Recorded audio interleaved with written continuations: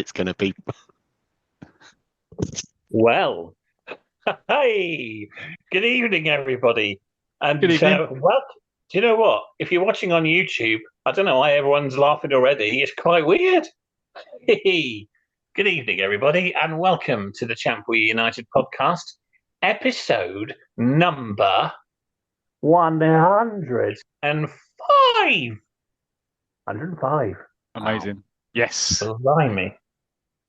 Get on. Yeah, you're welcome to enjoy this episode with us. And we've got a nice treat lined up for you as well. Have we got a nice treat lined up We've for them got as we've got well? we've got a lovely treat lined up for Goal. Yes, we have. I'm checking with Dot. Have we got? No, we've got nothing at all. Oh, thanks, Dot. Um, so yeah, who's in the studio? Not in the studio this evening. Shall we find out? Go for it. Thank you very much, one of you. So you heard his voice then. He is known as the tangential one. He's the bald head of Calcutta. And I don't know why I called him that then. And he's got a collection that is can be seen from space. Welcome to Paul Tangent Richardson. How are you, Paul? I'm very good, Goal. Thank you very much. What an introduction. Collection bolder than my baldness, eh? Well, yeah, I did. I don't even know what you just said, to be honest. Yeah. So we've also got in the studio, not in the studio. Oh, look at him. Oh, the baby face of the podcast. There he is. Although if you're listening, you can't see that. As you were. It is only Neil Bygone Berrigan. Whee! Woo. I was wondering who you was going to say when you said baby face. It's definitely a face for a podcast. Nice to be back. Sat Fantastic. Lovely to have you here sat next to the rest of us. And also, you know him, you love him. He was formerly the man with no nickname. Then he got a nickname, Mute-Button Matt. And he is also known as Mute-Button Matt Richards. How are you? I'm really well. I'm really well, Goal. Good to see everybody, and yeah, welcome listeners. I'll tell you something, lads. And of course, we'll delete this out of the podcast. But as intros go, that wasn't brilliant, you know. But there's still about 2 hours to go, so let's redeem ourselves. Yeah, Are we please, ready? let's go. We're Let's do ready. this. Yeah, let's go. Ladies and gentlemen, start your engines. Right. Should we do the running order? Yes. Shall I do Actually, it, Goal? I'll hand Because over to you you for that don't know one. what it is. Yeah. No, I don't know Okay. what it is because I've only just finished work. Okay. Excellent. Okay, I'll do it. So first up, we're going to have the social media feedback from me. Woo. Then we're going to have week 6 of Champ We Are United. Obviously, we've got a couple of people not here today. One of them is Simo. He can't make it, unfortunately, but Tangential One is picking up the reins, and he's going to continue the story of We Are United week The 6. tangential one is picking up Lorraine. Who's that? Kelly. I can see Deirdre now. Lorraine has gone. Sorry, carry on, Matt. He's on fire tonight. Wish he was. Then we've got number. Then we've Blimey, got. I quit. Then we've got next up. We have a section from the Tiger Holiday Special 1984, and Bygone is going to do. What are you going to do, Bygone? So for this episode, I'm covering another Tiger Holiday special, Billy's Boots story. If you're listening and the weather is poor, then this will get you in the mood for a holiday somewhere. But at the minute, it's really nice outside. So all we need is a holiday with a football pitch and a camp team to play for. And we've got another Billy's Boots story. Hey, Oh, hey, we're going to ring a rang a dong for a holiday. Yeah, can't wait for that. That's before your time. Anyway, yeah, have you all finished talking now? no, No, because carry on. next up after that, we're going to do a collector's corner.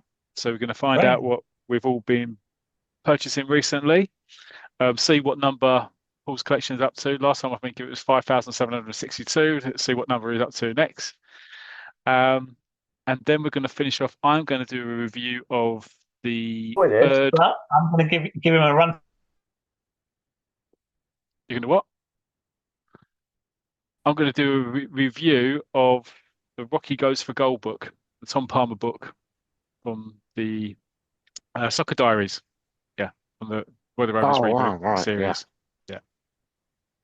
So yeah, I'm going to do that. Excellent. Then obviously Sounds we'll like- do socials and we do the buys and bits and pieces like that. Back to you, Go.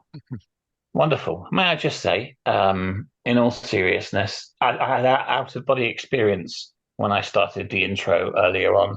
I mean, 105. Thank you so much to all of the loyal listeners that have been there from the start, joined in halfway, have only just joined us. It's just so humbling. You know, we all just sit here in the studio. We live here. We don't go home. And, David's Skew still in the cupboard. And we He's going to love, figure that lock out soon. You know that. well, Well, actually, we did let him out yesterday because it was his 81st birthday Oh, yesterday. yes, of course we Oh, did. Yeah, Yes. yeah. Happy birthday, David. Yeah, Yes. we stuck him back in there straight after. Happy birthday, happy David. birthday. Oh, Claire Grogan, flipping it. Sorry, went off on a tangent there. Sorry, tangent.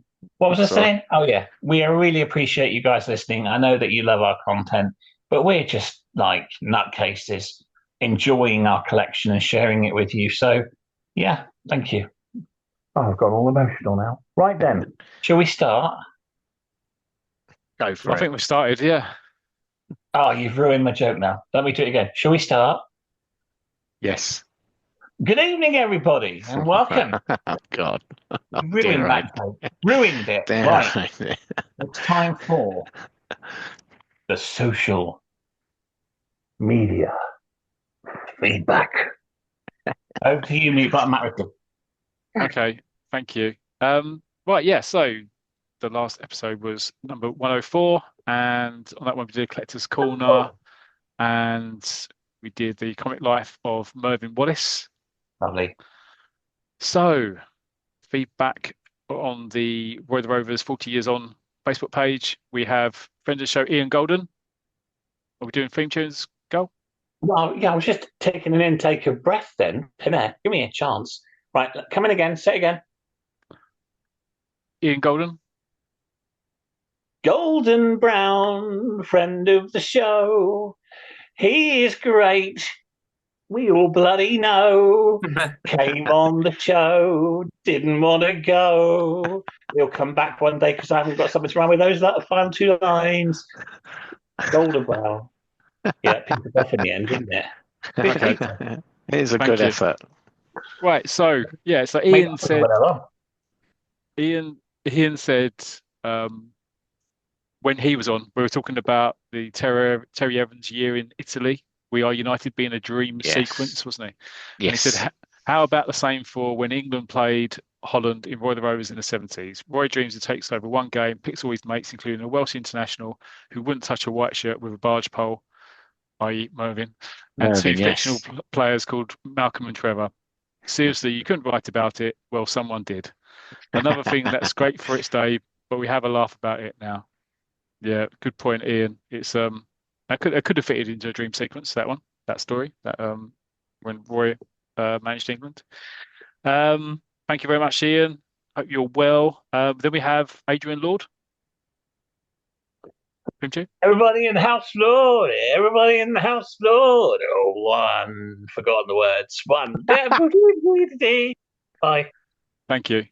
I'll be better next week. I've only just come in from work. Leave me alone. So Adrian says, "Core, what a sculpture of a podcast, a valiant Beauty. effort all around, a real scoop." Yes. Yeah, Love it. you know we did that because obviously, Paul, you did I forgot to mention, Yeah, you did your introduction, you did your 21 titles, didn't you? Titles, yeah. I know, amazing. Adrian Norris said, McWorth got in touch because you were breaking records, and he's been dead 35 years. Adrian said, I was a bit shocked when you talked about Iron Bar in Spike, though, because he was in Buddy before that. I didn't know that. Do Yeah. you know something? I mean, unfortunately, I've been busy. I need to research that because I've got the buddies, but I haven't had a chance to Well, read them. Adrian yet. So says, if Adrian says, I'm sure he's right, but that's certainly something to be researched. You can't go against the views of the House of Lord. Sorry. Do you know what? Mr. Maybe, maybe ask someone that has them and can answer now. Well, I was kind of looking towards you yeah. in the studio. let's Excellent. Hello. let's answer another time. But anyway, thanks, Adrian. Um, conscious of Well, time, we've I can spent answer about the half an damn hour already. question. Pardon? I can answer the question. Well, go on in. Well, the first issue of um, Spike was the first part of Charlie Barr's story. So there might be some confusion because Buddy continued. Didn't Buddy? Oh, I've got Buddy was before Spike. Yeah. Yeah, Buddy was before Spike, But and then I know what the girl was saying, but that's why I say we need to research this and come back to it. Yeah, I so you think. can't answer it. remember It's a poor attempt to answer it. remember that there were two stories going at the same time, um, including Yeah, you've different. mentioned, yeah. Yeah, so that might be the angle of where Charlie Barr had signed in issue one of Spike, but Buddies were still going in when they merged with Eagle. Is it? If you follow me, Buddy wouldn't so be merging with it. No, I think we'll put that one on pause because and we'll come back to that one. Shall we? I think that's probably the safest thing to do. Just carry on anyway. aimlessly. I want to go home. But Adrian continues, great podcast all around. He thought the Mervyn Wallace biopic was great. So thank you very much, Adrian. You've really put the cat amongst the pigeons. So we'll come back to you on that one. And then we have the Melfster himself. Whoa! It's Melvin's musings.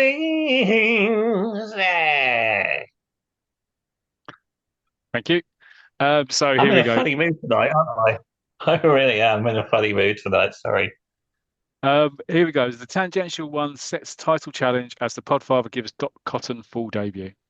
Episode 104 of the Champ We Are United podcast started with a real bang as Tangent Paul fired off a memorable 21 football comic book salute from his technical area. Every comic title from Buddy to Bullet, from Valiant to Victor was mentioned in Tangent's excursively melodic tangential intro. The tangential one, who is back to orchestrate proceedings after regretfully missing out on the previous fixture of Mr. We Are United Ian Golden, listed all the UK comics, even the notorious Action that featured one or more football story. But did he list them all? I don't think he did. But Well, I think there'll anyway, be more on that in the feedback. Yeah, there will be more on that. He then tangentially threw down the gauntlet to loyal supporters to name any other qualifying comics that he had perhaps overlooked. Surely not. Well, perhaps. But yeah. Trevor continues with Simo failing a late Wi-Fi fitness test and Bygone, Berrigan and Ridders also ruled out. Dot came in from the corridor of uncertainty to make her full pod punditry debut alongside Gull and Mute-Button Matt. Gull, also known as the Podfather, as you can see on the screen here, YouTube viewers, had clearly made Dot an offer she couldn't refuse. Oh, I say, Dorothy Cotton, what a juxtaposition. Oh, I say, thank you very much, Mr. Melvin's musing master. Thank you. Gull, who went commando in the transfer market, which obviously gave Dot a bit of a turn, vowed to research his shrewd acquisition entitled Leagues Apart to reveal whether the wartime football tale, which features the third division match between Barnsley and Doncaster Rovers, is actually a true story or not. Watch this space. Yeah, I'll come back to that. Okay. Little known fact. Oh, this is interesting. Trevor says there are 4 Commando issues produced every 2 weeks. 2 new stories and 2 reprints. Yeah, I know. Really? Amazing. Further transfer news emerged in Collector's Corner when podcast Golden Boy, Mute-Button Matt, not only talked exclusively about his digital comic book dealings, but also a retro Melchester Rovers football shirt that he managed to add to his already burgeoning collection. I've got it actually behind me there. But just point up there. So that's it there. Would you like to just point where they are for those that are just listening, please? Yeah. Okay. Yeah. Sorry, stupid of me. Okay, just there, behind the green. In your imaginations, listeners, just above his right shoulder. The Browns behind the green. Yeah. The 70s and 80s shirts. If you're watching on YouTube, you've just seen Mute-Button Matt do a cracking joke. Thank you. The tangential one then went on to reveal that he'd been on a David Bradley-like spending spree to complete the set of 2 comic titles with Galactico status that negotiations have gone on late into the night. The fee for copies of Bullet and Crunch that Tangent managed to accrue were undisclosed, but the UK football comic magnate did confirm an issue of action that's on his radar, which might take a record transfer fee to secure. Meanwhile, Tangent's scouting network remains on the lookout for missing copies of Tiger, Victor, and Valiant. The Podfather then surprisingly called in a favour, requesting that the Tangential one give an impromptu behind-the-scenes look at his technical area. Oh, I say, Dorothy Cotton, to reveal how he stores his valuable comic collection, which now stands at the titanic total of 5,762. I want to recount. The podcast Golden Boy then suggested we strap ourselves in. Oh, I say, Dorothy Cotton. As he presented one of his most epic and memorable This Is Your Comic Life features ever. The subject being within the pages of Mute-Button Matt's Big Red Book. On this occasion was Melchester's mercurial winger and one-time coach Mervyn Wallace. The temperamental Anglo-Welsh forward's career was full of controversy and goals. Indeed, one spectacular goal that Wallace scored against Real Montana during a European Cup quarter-final second leg match in 1973 was rewarded with the inaugural Dorothy Cotton Gold of the Podcast Award.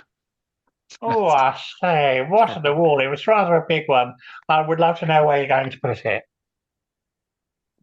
Oh dear, what a juxtaposition. By the man of 1,000 voices, most of them dead, aka the Podfather, aka Gull. This is a long section, this one. Just like the mustachioed Merv the Swerve did on many occasions for Rovers, the Mutester produced a match-winning performance that friends of the show should definitely not miss. There was still room for some late drama, though, as the Tangential one lost contact with the team from his technical area. At first, it was thought that Mute-Button Matt had activated his infamous mute button, but after numerous John McCrearick-like hand gestures had been exchanged and Doc consulted the tea leaves in the bottom of a bone china Champ Towers mug, it was confirmed that Tangent Paul's headset batteries had in fact gone flat. I don't know if that's feedback. The battery's giving you feedback on your content for the show. You are taking too long, Mr. Richardson. That's a bit harsh, isn't it? Yeah. Thankfully, the break in play was brief, and when proceedings got underway again, the pace of the pod remained unabated until the full time whistle was blown. Many thanks for the great escape, and he thanks us all. But then there's a PS from the Mutester. He says the Tangential one, 22 titles if you include Lion, which had a football story that was certainly one of this muse's favourites, Carson's Cubs. And he did attach a picture of Carson's Cubs, and we're probably going to see if we can cover that on a future pod. Richard Woods, friend of the show. Friend of the show. What's his theme tune? Can't remember. That's because he hasn't got one. But anyway, great stuff. Hang on. Reviews go down in the pod today. You'll probably meet Richard Woods. I don't know. I'm just making it up as I go along tonight. Really? I don't think anybody would have a clue that that's what's happening, to be quite honest. Seamless segues, as always, and I think you should theme quit. tunes. Yeah. I'm going to quit. I will quit when I've come back from quitting last time. I think I've got one. It's Richard Woods, isn't it? Yeah. If you like a lot of feedback on your podcast, Richard Woods. No, that doesn't work, does it? Leave it to the master. If you like a lot of feedback, it's the wrong tune. I was trying to do Fudge. What's that one? Wood. That's finger of fudge. Listen, it. Don't you damn well. Listen, get out of my pub. Don't you damn well come here doing it's it. The wrong song. What was the thing? It's because you were talking too much. I was trying to think of my song. Club. That's club. If you like a lot of chocolate on your biscuit, join our club. That's but the song I did me had wood in it, and I've forgotten what it was now. Do you know what? I really think it's time to go back to what I believe it's Eagle Rich has given his feedback. Shall I give us feedback? I think he might be giving us some different feedback next time. Yeah. Do you know what? I've enjoyed the pod up until 105, and now I've switched off. So Richard said, "What a shit theme tune you just given me." Oh no, he didn't. That's next time. Don't let me pick the feedback theme for tune. 106. Yeah, the feedback from 106. Yeah. Richard says, "Great stuff by Matt on Mervyn Wallace. Always one of my favourites. A few more titles to add to the list of titles. He's got Hornet, Jag, merged with Tiger, Oh, yeah. Eagle, Lion, Hotspur, of course, Wizard. He mentions look out for Cast Iron Bill in Wizard. It's really good. And he talks about the old story papers because the DC, you had the famous old story papers like before they started putting the picture strips in there of Adventure, Champion, Hotspur, Rover, Wizard. And he says Danny of the Dazzlers from the Champion, which is obviously they said that was an inspiration for Roy the Rovers and Roy Sounds like Rose. a Roald Dahl book. Danny of the Dazzlers, yeah, it does. Although it's not, but you're right. There's a lot of the same words, isn't there? Um, that's it. So thanks, Richard. Yeah, I know. I think Paul's definitely going to have to get a bigger room, bigger Uh, bank account. Well, we've got Collector's Corner. Let's cover it there. I'll Okay. give it an update there, yeah. Let's move on. Moving on to feedback from the Champ We Are United and Football Picture Story monthly. Right, this is still going on. I know there's loads. Well, yeah. When people stop talking, When I'll you've probably got a get through it successful quicker. pod like this, what do you expect? Of course, there's going to be loads of feedback. All right, Ian said, so Ian Golden, he mentioned he loved the 21 titles and he almost whooped for joy when you mentioned Canon, Paul. Yeah, I like that. And it's been mentioned before. Yeah. Actually, funny enough, anyway, that's a different story which I won't cover. All right, Bygone, don't laugh. Thanks for not straining your face there. Jesus Christ, look at that. I'm still trying to think of the song. Seriously, I was going to say, can we just let Matt get through this section? Because Bygone's gone on theme tunes. Let's just get through this. Terry Angus gave us some feedback as well. Friend of the Just show. run through these, I'll just go up here. Friend of the show.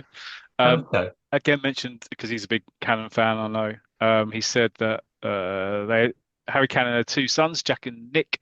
Jack, if I remember correctly, joined Everton but was loaned back to Stanton. And he's got a match yearbook which had profiles of the squad. Steve McGarry, who was the original artist, is on Twitter, and what he's actually done, thank you. So Paul's just putting the match yearbook. He's got the match yearbook on the screen for. Yeah, I've got that as well. 1985. That was match football yearbook. 1985. What Terry's done is he's actually on X. He's actually included the original artist Steve McGarry, and he's asked him some questions on it. So who knows? Maybe the artist might get in touch with us. Yeah. So hoping that'd be amazing. That's really brilliant news. And if he gets time, ask him about his time on a Hawaii 5-0. Steve McGarry, never mind. Thank you, Tangent. I tell you what, definitely book him, Dano. Oh, very good. A nice little football. That's so much better.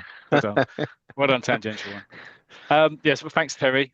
Thanks for that information. And then we've got John Evans. Oh, Evans is a feedback person that comes on and does other stuff as well. Thank you. On Earth. So John says, decided to have a double yoker. Oh, come on. Double yoker. It doesn't get better than that. And he listened to 103 and 104 back to back. I mean, that's about 10 hours. But you know what? That is actually like cracking an egg, getting the double yolk, then getting the second one out and getting the double yolk again. A double yoker. A double yoker. Yeah. Oh, Jesus, I can see Trevor doing his feedback already, listening to that. Flipping egg. Cracking episodes, chaps, with so much information. I might have to listen again.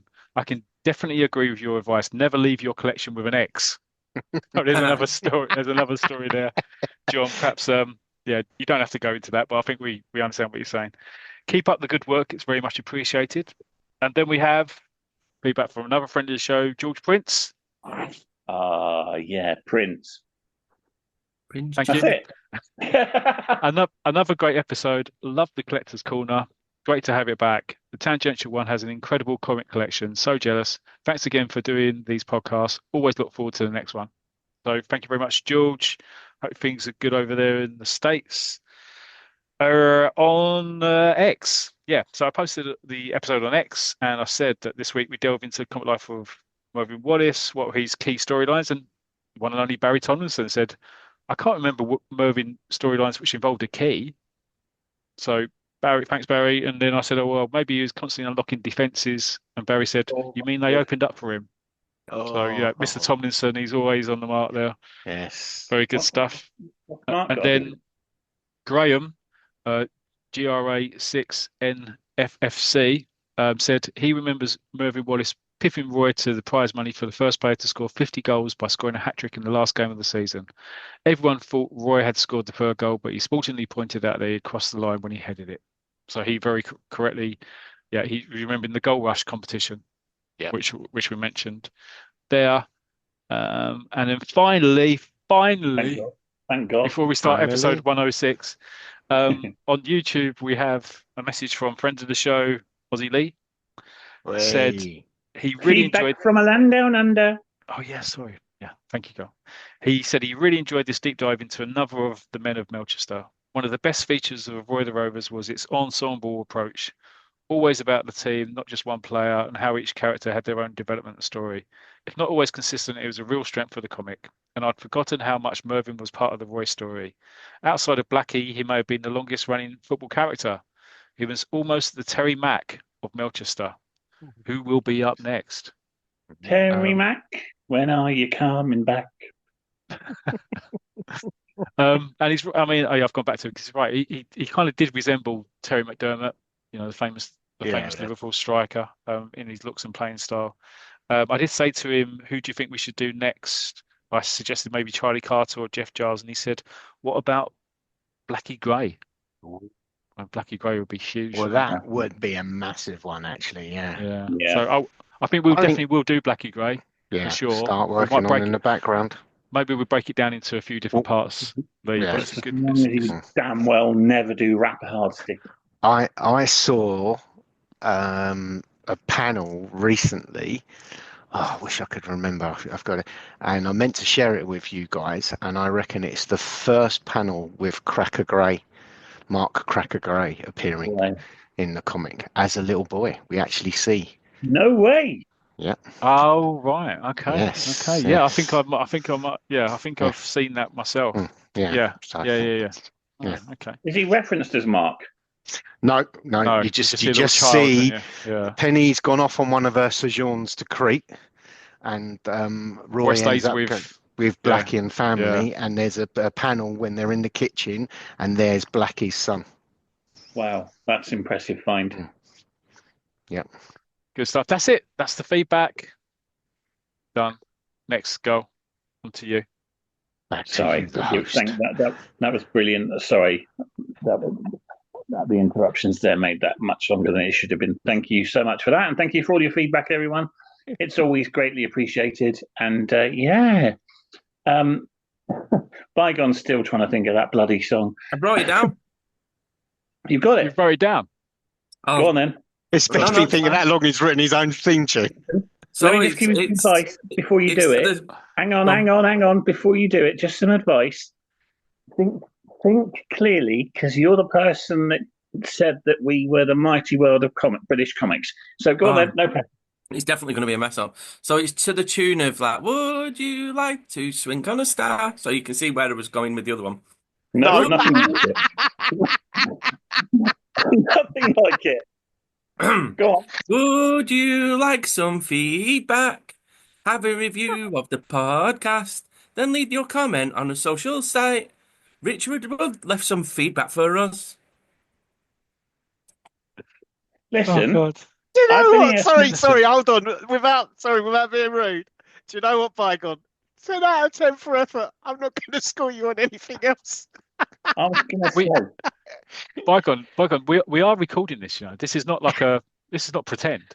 I'm going to have to go and get the swear jar because I know what I'm about to say. But I've been here since episode 1, begrudgingly, most of the time. And that is the biggest amount of shit I've ever heard in any of our episodes. Don't even come back again. I think let's just move on. Can I just say, all I was going to say is after hearing that, I now know that none of Bygone's friends or family listen to this. Yeah, we're forced them to now. Britain's Got Talent moment then. What was that? Stick to Grandad. Yeah, that's Yeah. what I think. Yeah, Stick right. to There we Gander. go. Sorry. Know your strengths. Stick with them. I'll just put a line through Right. it, yeah? Right, I'm taking control of this rubbish. Shut up, everybody, again. Let's do the podcast. Right, first section. I've already forgotten who was up first. Who's up first? I believe it's me coming off the bench for Simo. Thank you very Is that much. right? So, coming up first, coming off the bench for Simo, it's time for the man they call the tangential one. He's got even bolder since the podcast started because it started so long ago. It's time for Tangent Paul's Simo section. So, for all of those listeners and viewers on our YouTube channel, which after today's pods is sure to be shut down, it's the We Are United feature. And Simo, if you remember, had been picking up the story from the Champ comic, and we left it after issue 5. United had beaten Blackford 3-0, with Josh Cupperty scoring 2 goals on his debut. Forward Willie Barnes, who's suffering a crisis of confidence and is feigning injury, and Alex Hedgehog Jones is going to be moving into the players' hostel. So on to issue 6, and we're straight into the action. It's Wednesday, the 21st of March, 1984. Just for listeners there, I believe Matt's going to be lining something up on the big screen in the studio. For those of you that do follow on YouTube, you might get a piece of the action and not just my commentary voice. So here we go. Yeah. Any second now. I don't know about you, but I'm waiting for the action to begin as well. Want me to sing a song while we wait? Right? No, I think we're all right. Yeah. So here we are, and we're straight into the action, and we're informed it's Wednesday, the 21st of March, 1984, and United are away to Meldborough, and they're already a goal down as we join the action, and with the clock ticking away, we see Hedgehog. He's on the ball. He's surrounded by Borough defenders. Benny Granger, though, is moving into space, and he's asking for Jones to find him to pass to him. Jones swings out a fantastic crossfield ball, and it's brilliant control from Granger. He's making his way down the wing, and we see Terry Evans moving into the box, and he's shouting out, "Don't hang about, get it over." We also see Josh Tees moving into the box as well. Granger fires over the cross, but it flies over Terry's head. We see in Evans' think bubble. What's he playing at? That's far too high for me. But at the fast post, it's Josh Tee! What a header! It's a goal! United are level! Fantastic, Josh Tee. I tell you, it's only his second appearance for the first team, and that's 3 in 2 games. Fantastic finish there. Can you believe, though, all Terry Evans can talk about, he's giving jip to Granger. "I know your game, trying to keep me off the score sheet. That should have been my ball." Granger tells Evans he's talking crap and that Josh was in a better position to score. We see Joe Pearson now barking out orders from the bench. There's just 5 minutes remaining on the clock, but Joey's sensing that his team can get this vital victory. On the bench, Willie Barnes suggests that he could have scored the header. First team coach Andy Bates showing his cynicism. "Yeah, but you say you're injured, not 100% fit." As we say, it's a little bit going on there, a crisis of confidence. But on the field, we see Gigi Green. He's tackled from behind. And once more, we see Terry Evans. I tell you what, he's not a fan of his teammates, his old big head. And we see in his think bubble, Gigi's lost it again. I don't know why the boss picks him. He's useless. But as Gigi falls to the ground, he's managed to get his foot onto the loose ball, and he's directed it into the path of Granger. Benny's moved on to it. He's here. Oh, what a strike! It's there. It's 2-1 United. There, I'll tell you, there is no goalkeeper in the world that would stop that. Crikey, what a goal! Before you go on, is he going to do his celebration like he does further up in that strip, where he does like a Cole Palmer? When he's got his arms, he's doing the old Cole Palmer, isn't he? Terry Evans, giving Evans the cold shoulder when he was giving him jit. Yeah. It's a fantastic goal, and what a comeback from United. And shortly after that strike, it's the final whistle. United have won a vital game away at Meldborough there. Pearson's in. delighted.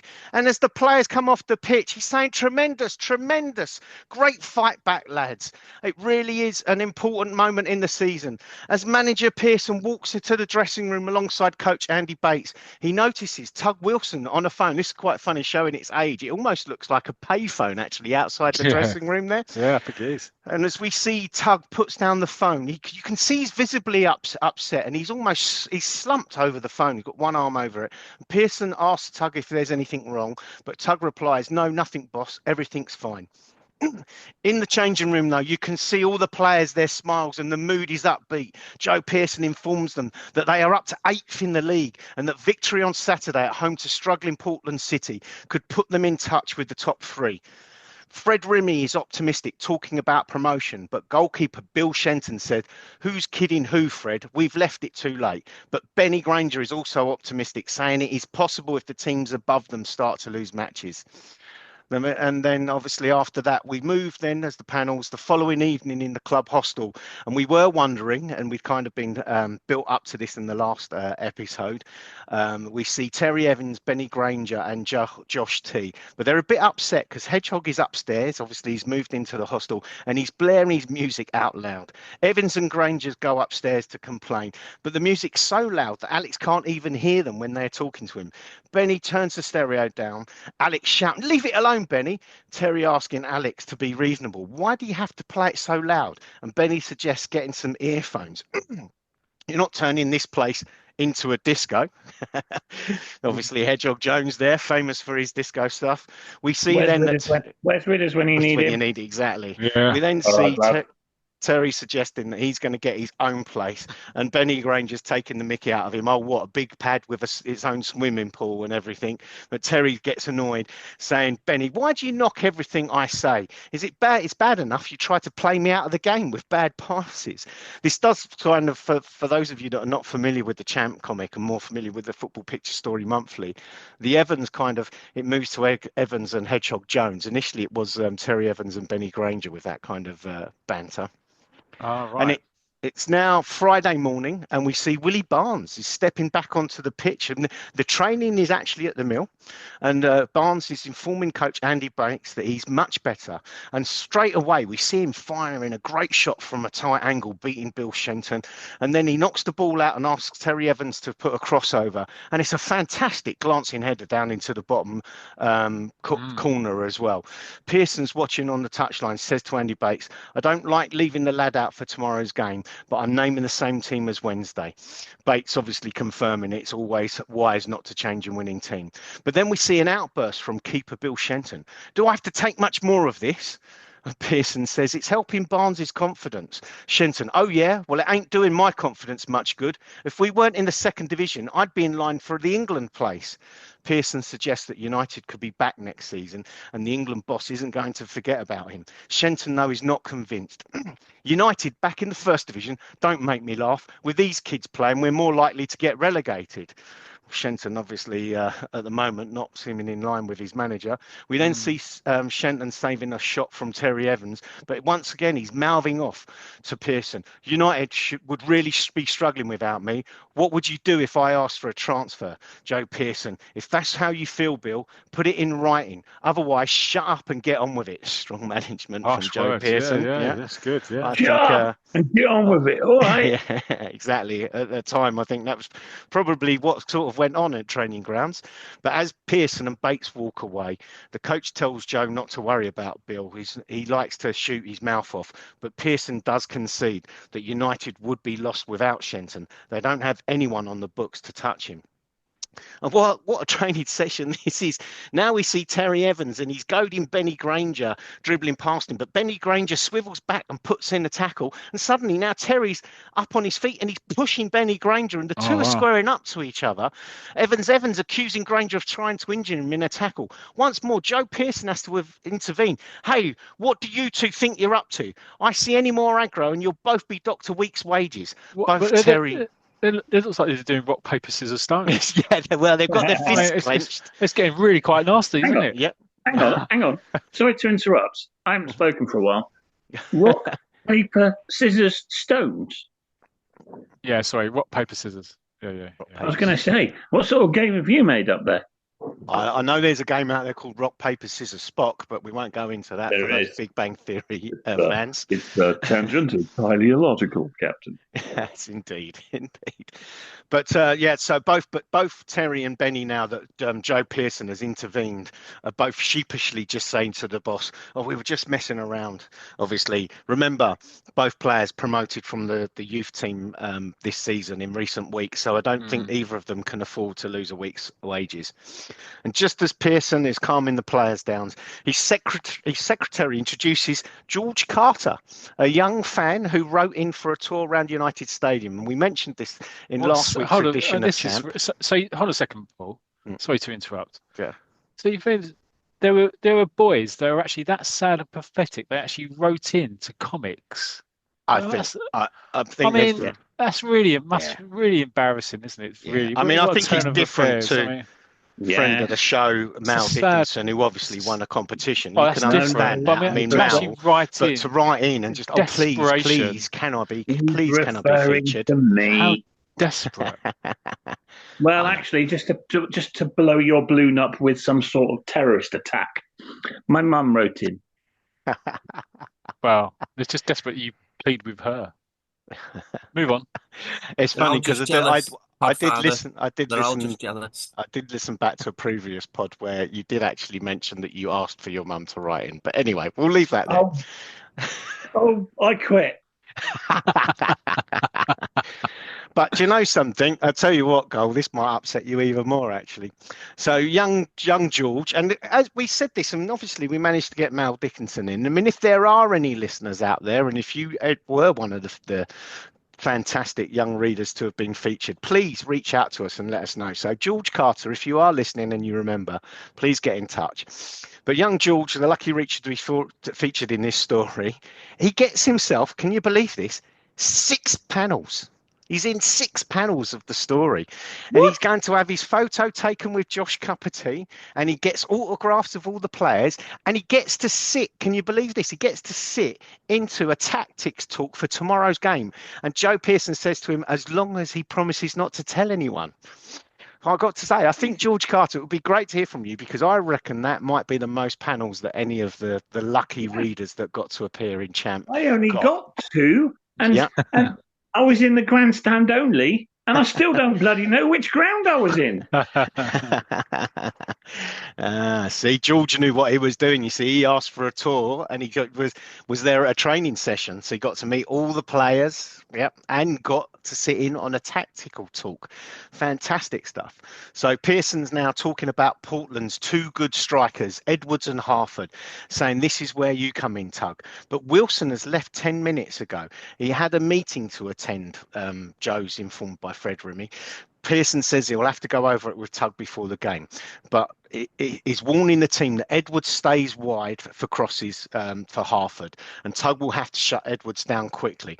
I tell you what, I'm not sure there's a bee in Bill Shenton's bonnet in this issue. Once more, Shenton's got something to say. What if Edwards does get this crossover? Harford's deadly in the air. Pearson responds, if the ball's in the 6-yard area, you'll have to deal with it, Bill. Otherwise, Harford's your problem, Tim. Talking to Tim Stevens. He's going to try and knock you about, Tim. But get in first. Get those elbows working. Time your jumps. Don't give him an inch. I tell you can tell that Joe Pearson's a seasoned old professional and defender there, giving that advice to his young charge. In a moment with coach Andy Bates, Pearson mentions that Tug hadn't said that he had to leave and that he's been acting strange since Wednesday.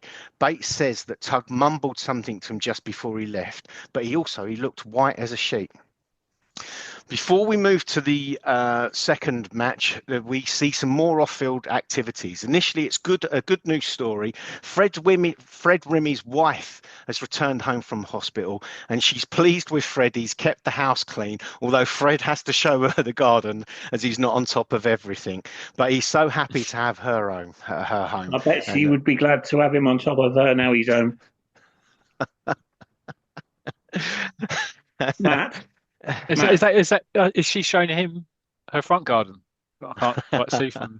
I think Is that I the back don't I garden? can't I did really not want to go down this route, but I do believe it's You actually don't want the to go back down garden on that it, no. needs a bit of a trim. Anyway, No. we move swiftly on and we see Joe Pearson at his sports shop, which has already been featured by Simo. And if you remember, Yes. Joe, actually, one of his assistants, he'd had to sack him because he'd been fiddling the books. And we see Joe there. We're not sure, we don't really see, but there's an accountant or an advisor. And he's just suggesting that things at the shop really aren't good. And Joe suggests that he's going to have to sell the shop to pay off his debts. The advisor, though, suggests that football management is not the most secure job in the world. Joe, though, is adamant that he can get United back into the first division and keep them there. Brilliant. Right. The action moves on, and it's Saturday, March 24th, 1984, and United are at home to Portland City. And I have actually kind of missed this, but I think for those of you that know and read Champ, in each edition on the front page, you would get a little kind of box on the opponents. And in that box, we were told about the two forward players of Portland that Joe mentioned in his match tactical talk, but we're also told that Portland are struggling and they're near the bottom of the table. So this hopefully that United can win this and keep on track, get back into the promotion race. So Joe's wishing the lads luck in the changing room before they go out, and he reminds Tug what he said about Evans, and as the players are ready to leave, Tug responds, but it just looks very distant and as if he's really not sort of paying attention. It's very much a what boss? Oh yeah, sure, sort of response. It's a little bit worrying, but we're straight into the action and we see Tim Evans. He's called upon and he's taking on Knocker Harford, but Stevens is rising above him and he heads it clear. Obviously, listening to his manager, it looks like he's got Knocker Harford in his pocket there, but Tug's not himself. And we see straight away, though, Edwards is getting the better of him in this match. And suddenly we see Edwards, he's got past me and he's firing a ferocious shot. Oh, a lovely save from Shenton, reaching up to the top corner, pushing it over for a corner kick there. Shenton might have been giving Joe Pearson some grief, but you can see why Joe values the keeper highly, and he should really be in a shout for that England spot. As we see, though, the whistle goes shortly afterwards. Shenton is kind of asking Tug what's going on. You know, what's wrong with you? You're meant to be keeping tight on Edwards. But Tug's not there, and he says, leave it out, Bill. Just leave it out. Pearson in the dressing room is asking Tug if something's bothering him and should he come off. Tug says, though, he'll get better in the second half. At that point, though, Andy Bates bursts into the dressing room. Boss, come here quick. So Joe leaves wondering what's going on, and they're into an adjacent room to the dressing room. And Andy Bates has got a television on, and the news is on. And the news, can you believe this? Shocking news. Tug Wilson's 5-year-old son, Kevin, has been missing from home since Wednesday. Bates says to Joe that is why Tug's off his game and that Joe should really sub him. But Joe says that Tug wants to play and Tug will decide when he's had enough. Well, I have to say, I must admit, I wouldn't want to be in Tug's position there and thought of playing professional football with his son missing for 3-4 days now. It's a bit worrying. But anyway, unfortunately, as we mentioned, managers getting shot and comas and people getting run over. We're straight back to the football action in comic books. We know where the action is and what we need to cover. So we're into the second half and United are soon on the attack, and it's a good chance for GG Green, the utility man of United, now playing up front, and he's got to score here. Oh God, GG, no, really, he's fired that wide. I don't believe it. The crowd are barracking him, and I can't say I'm surprised. Even GG in his speech bubble, there, he can't believe he's missed that chance. It's 15 minutes into this second half now, and Tug has approached the touchline, and he says he's got to come off. He just can't concentrate. Joe's decided now to put on Willie Barnes. Remember, the forward, I mean, he looked good in training, but before that, we know in recent times, I mean, even feigning injury, he's really got a crisis of confidence as Willie Barnes. But Joe's telling him to go up front and to tell GG to drop back to the fullback position. You've got to take your hat off to GG Green, though. I mean, a quite mocked player, I think, in his time, but really filling in all over playing up front and now having to fill in at fullback really is a great utility and squad player for United. The clock's ticking now, and United really need victory here. And suddenly it's Josh T. He's showing his pace. Oh my God, he's broken through 2 Portland defenders there. He's running down. Look at the pace of Josh T. Nobody's going to catch him. He's going breaking through the lines. Down the wing, he's storming past Portland defenders. He's moving towards the edge of the area. And he centres. The ball's coming across. Both Evans and Barnes are in the box. Surely this has got to be a chance. Evans is screaming, "That's mine, Willie. Let it run." We see Barnes, though. He's think bubble. The player is struggling with his confidence. I've got to hit it. I'll never get a better chance to score. Yes, it's there. Barnes swings the ball. It's in the bottom corner. It's a goal. It's a fantastic goal. Wow. And Barnes, that's going to restore his confidence. And I tell you what, that within minutes, the whistle's blown. And it's a vital 1-0 victory for United. As the players come off the pitch, they're surrounding Willie Barnes. And they're patting him on the back and he's getting all the plaudits. But you can see as well, hopefully this is a real boost for the forward that's been struggling with his confidence. He looks ecstatic with that goal. And we move to the dressing room. Joe Pearson is really excited as well and he's happy. He's exclaiming that the team is slap banging with a chance of promotion again. And the players are all smiling. It looks like a happy dressing room. But of course, we know that news. Not everything is happy. And we see Joe, he grabs Tug Wilson and he asks for a private word. Tug apologises about coming off mid-game and it won't happen again. Obviously, at this point, Tug still doesn't realise that his boss knows. But Joe interrupts him to tell him that we know about your son. Tug sitting down now, he looks like he does, in all fairness, maybe you can understand that he looks like a broken man. Obviously, massive concern. I would have told you, boss, but the police asked me to keep quiet till they announced it. They hope to catch whoever's taken Kevin. The police thought I'd get a ransom note if it was kept quiet, but nothing has happened. My wife's ill with worry. What are they going to do to the lad? Oh, you've got a feel for Tug. And we just see, I mean, he's hunched his shoulders and he's walking out of Joe Pearson's office there. And Andy Bates and Pearson, they reassure Tug as he leaves and they tell him that he can rely on United for all the help that he needs. And Pearson adds that if you need money, the club will raise it. And in the last panel of this week's edition, we see Andy Bates speaking to Joe Pearson. Think the police will find the boy, boss? Joe, your guess is as good as mine, Andy. Poor Tug. 6 points in a week is little consolation for a missing son.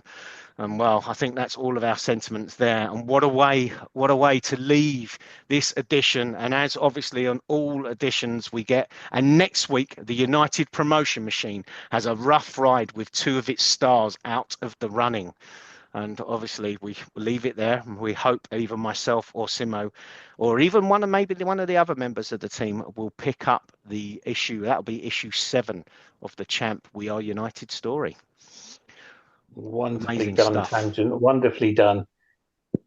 Really enjoyed that. Thank you so much. And I'm sure Simo appreciated it too. Well played, son. Well played. Thank you. We enjoyed that, didn't we, gents? Yeah. Amazing. I wrote a song about it. All right. Save it for another day. You can sing it to me privately, Bygone. No, let him do it now quickly. No, because go on, do it now. No, it's fine. No, now. Right then, should we move on? Just before we do, Gull, no, I was just going to say again, we've had this conversation, but you know, I've got to say again, there the Champ We Are United story, so much going on, you know, real good progress on the field, but so many sub stories off the field, you know, Hedgehog Jones moving in the hostel, Fred Rimmy's wife out of hospital. Now, can you believe? I mean, what a storyline again for children. Actually, you know, it almost appears the way they're lining it up, you know, that Tug Wilson's son's been kidnapped, and always as crazy in the forefront, you know, United as well, managing to get victories on the pitch, fighting for that promotion place. Yeah, brilliant story. Yeah, it was fantastic. I mean, brilliant. I think from memory, the most emotional We United storyline for me, which still sticks in my throat, and I get emotional over, and I think it's coming up shortly. It was issue 32. I don't know if I've mentioned it, but I was right. Move on. So yeah. What? Oh God, what now? Sorry, no. Do you know what? Because I'd missed this, but actually on that edition as well. Actually, they start the United collection, and there's a fact file on Joe Pearson. Actually, so when they start doing the player profiles of the United players. Do you know what? I absolutely loved them. I really did. Yeah. But yeah, thank you, Tangent. Really enjoyed that. Right then, what's coming up next? I just need to refer to my running order checklist. Hang on, Dot. What's he saying? What's Dot saying? You haven't got one. Oh, right then. What's next? Well, next up we have the Bygone Berrigan with his theme Oh, tunes. Oh no, we have the hey, Bygone Berrigan hey, with the 1984 Tiger Holiday Special, Billy's Boots, and I'm going hey, it's to share the baby screen. bygone. Hey, hey, it's baby bygone. So after that song, which wasn't as good as mine, um, this is as I say, it's a holiday special from the Eye of the Tiger holiday special. So Yeah, it's really a comic do that, that, as we're going to listeners. go to Collector's Corner shortly, it is a comic that I did pick up recently, and as with every Tiger Holiday special, I always like looking for the Billy's Boots story because personally, it is one of my favourites. Is Billy's Boots the early editions, not so much the later ones in Roy the Rovers, but yeah, it's only a 3-page story. It's just a nice quick story and. It's just a typical summer special or holiday special, whichever you prefer, Billy's Boots story. So it starts off, and it just gives you the intro. Obviously, Billy Dane owns an ancient pair of football boots that used to belong to Deadshot Keane, the old-time soccer star.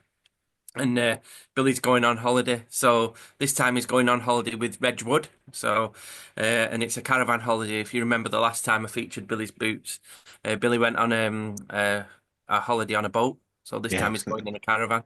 And he's going away for a fortnight with Reg Wood and his dad. And they get waved off by the Gran. And on the way there, Billy asked the inevitable question, "What's the caravan site like, Reg?" And Reg said, "It's smashing. He went there last year and it's really good." And as they get there, he says, "See what I mean, Billy? We've got our own football pitch, which, it'd be fantastic, that, isn't it? And it's got nets on it. Any pitch that I ever played Wow. on when I was that age never had a pair of nets on." Oh no, no. You're lucky if you sort of set a goalpost, let alone a net. But do you know what? I was on a caravan site, and thankfully the caravan site that we used to go to every weekend had a football pitch. And it had nets, but they all fell apart. And I used to spend most of my Saturday sewing the nets up. Um, so yeah, anyway, Billy's there and they've arrived at the site and there's a kind of a football pitch on the site. And next thing you know, all the kids are running around Reg and they're saying, "Great, I'm really glad you're here, Reg. We need you in goal for the holiday camp team on Saturday." And they said it'll be a needle game as usual. So Reg says, "What about my mate Billy? Can he play?" And he says, "Leave it out. We've got our normal team. It's the same as last year and we don't need anybody else." So unfortunately, whereas last time Billy got a game straight away, this time it doesn't look like he's going to get a match. So anyway, he finds himself alone and he goes down to the beach and he's took his football with him and he's just leathering the ball against the cliffs. A bit risky really because obviously there's that risk Yeah, of rock fall, isn't there, and things like yeah, that. exactly. Yeah. Can we Well, just have a public service announcement that if if you are on a beach near a cliff, best not hit a ball against it, just in case. no, Yeah. and also in playing football on rocks in old football boots with studs on. I Yeah. tell you what, I've got to say he's got the balance of a ballerina as our Billy Dane because Well, I'd have been on my backside. I've looked and it looks like he's just wearing plimsolls or pumps depending on which part of the country you're from. But he can't be, can he? Because he's controlling the ball, so he's got to have Well, dead that's what shot I say, kings. but it's got him here and he's hitting the ball against the rocks, which again is risky because there is that danger Can of I, rock fall. may I just interrupt there, Bygone? Yeah. Yeah, of course. I know what I'm about to say. Clifford here. Don't come anywhere near me on the beach with your balls. He's just gone downhill this today, and we'll have to It's right, dear, be oh serious. dear, oh So dear. anyway, he's there and he's Oh, he's hitting the ball and then rebounding back with the headers, and he looks happy within himself. He's just saying they could have offered me a trial. He might be better than some of the other players, but he wasn't alone. There was two lads watching him saying, "Maybe he can play a bit. Let's ask him." And he says, "Okay, we've got to get a full team from somewhere." And as the shot in the background, it's just Billy leathering the ball up in the air, and apparently he can play a bit by doing that. So I think I would have a game for this team. So anyway, the boys are also from the holiday camp, and it says that they just say to him, "We're playing the caravan site kids on Saturday. We're a couple short. Could you turn out for us?" And he says, and Billy's thinking to himself, "That'll be one in the eye for the caravan site. If I play for the holiday camp and win." So he says, "Go on then, yeah, I'll have a game." And then Billy says to one of the lads, "Is he playing?" pointing at this dark-haired lad, and he says, "Yeah, and he's brilliant too. He got here last week, luckily for us." And then Billy's thinking to himself, "I recognise him from somewhere, and I've seen his picture in the newspaper." And there's a little cut out of the paper, and it says, "Jones gets three goals for England's boys team," and it's a lad called Joey Jones. And obviously a conversation's occurred, and the lad says, "Yeah, it is Joey Jones, but don't tell anyone." And Joey Jones says, "You know what people are like? You think you're a big head or a swank," which I don't know what one of them is. "I just want a quiet holiday." And Billy agrees. As East Londoners would say, they think you're a Hillary. I've never heard that either. Hillary Swank. All right. That guy, and I got the disapproving look from Matt. Yeah. And Billy says, "Okay, I won't say a word." It's lost this, isn't it? People have already lost attention in this feature. Hillary's what? No, go on. Anyway, so I've forgotten where I'm up to now. Yeah, so Billy says, "Okay, I won't say a word." Now, I always think of this now. Billy's like, recognises this lad from the England boys team. But already, Billy's already played for England boys as well in the past. He's had a few games for him already. So they don't try and but remember what we said before, holiday specials don't necessarily follow the that's right. The continuity. It could be a dream. Anyway, dream sequence. So anyway, he says, "Yeah, I won't be a word." So anyway, Billy told Reggie that he was in the holiday camp team. And they say, "If you play for the holiday camp, you'll be on the losing side." And they say, "Yeah, they can't be much good if they're choosing throwouts we don't want." But they want a throwout. It was just they couldn't get a game because they were. Anyway, Billy's like blooming cheek. And on Saturday, he's like hoping again. "Hope Deadshot boys boots work for Deadshot old. I hope Deadshot's old boots work for me. What the hell are you talking about?" It's you, like I'm all confused. "I hope Deadshot's old boots work for me. I don't want to look like I'm playing rubbish, not getting that alongside Joey Jones." So anyway, the match starts and Joey's playing centre forward and Billy's in midfield. And straight away they look like they've got a good link up and Billy plays a brilliant ball through to Joey Jones and it says the campers could score here. And next thing you know, Joey Jones hits an electric shot, smash bang into the top corner and Reg didn't even move. He says, "I didn't even see that shot." Then a few minutes later, Billy's on the wing and he's running through and he says, "I think I'm going to try and lob it over old Reggie's head into the far corner." But anyway, the boots make him cross it into the middle and he centred it instead of having a shot on goal. And there in the middle is Joey Jones towering in, bang, 2-0, top corner header. And like, what an header, magic. He knows what he's doing, Joey Jones. And then it's still 2-0 at half time and in the second half, a ball's played out again to Billy. And he sees two defenders are coming in to tackle him. And he thinks if I can just get it in the middle, there won't be any defence there. So he puts a ball right across the middle. And Joey Jones is there again, powering through. Smashes another ball past Reg in goal. And it's 3-0, a hat-trick. It's a bit of a unit, isn't he, Joey Jones? Yeah, he's a big lad. He's like a young Wayne Rooney, isn't he? Yeah. He is. Anyway, smash that into the back of the net, which isn't repaired. It looks a really good net, this one. Anyway, the holiday camp side win 3-0. And then they're teasing Reg, the team already, and saying, "See, your mate never scored, Reg, did he?" And Reggie's saying, "I know, but he supplied all the passes for the other camp. Billy made all them goals." And they said, but then, so as Billy's taking his boots off at the end, they come up to him and say, "You know what? If you come down here next year, Billy, you'll play for us. You're not that bad." And they're like, "You'll turn out for us, won't you, Billy?" And he says, "Yeah, of course I will." And he says, "I can't be lucky enough to play with a cracking player like Joey Jones every year." And that's the end of the story. I think it's a sweet little story there. And that is actually the end, is it? That's the end. Yeah, it's a nice little quick story. But I like it because it's a story. And Billy's boots, Deadshot's boots only work once for him in the game. He only relies on him once to put a cross through the middle when he thought he was going to have a shot. And he didn't score a goal. So it's a bit of a strange. Usually Billy gets a winning goal or something like that. Again, do you know what? I think over the 3 pages, Billy was playing all right on the beach. And he played all right in the game. And I think with Billy's boots, it was always an underlying, it was a confidence issue with Billy. I think we've discussed this before. Yeah, definitely. It wasn't the boots. It was actually him who could play, but he just had no confidence in himself. Yeah. No, the only reason I exclaimed is that the end is because normally I could be wrong, but there isn't the normal little box, is there, in the bottom of the panel saying the end? Yeah. His gran must have woke him up and he didn't have a chance to put the end on the end. Only a dream.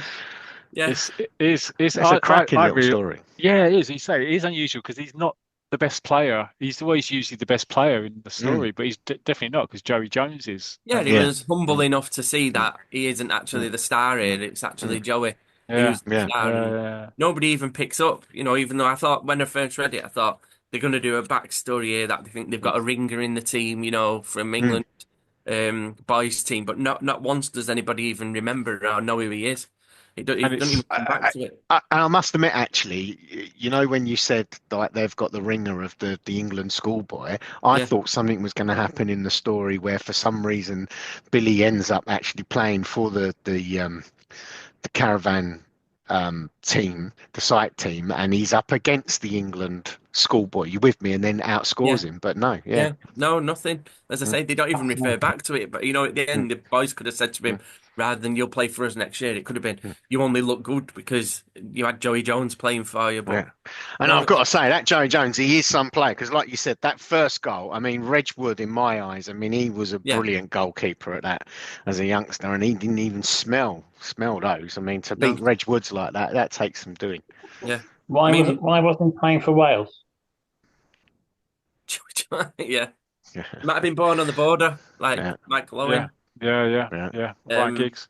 yeah, right. Well, Ryan Well, Giggs was Probably born in his Salford. can I? great It's great great interesting. It does. grandfather was Can I English. just Was he say not? No, actually, he it's was quite born. an interesting thing actually because it Where? does say the England boys team, but remember the England schoolboys team isn't international. It That's right. Yeah, means you could be Brazilian if you went to an English school. You are eligible for the England schoolboys team. It's where you went to school, not yeah, your Oh, nationality.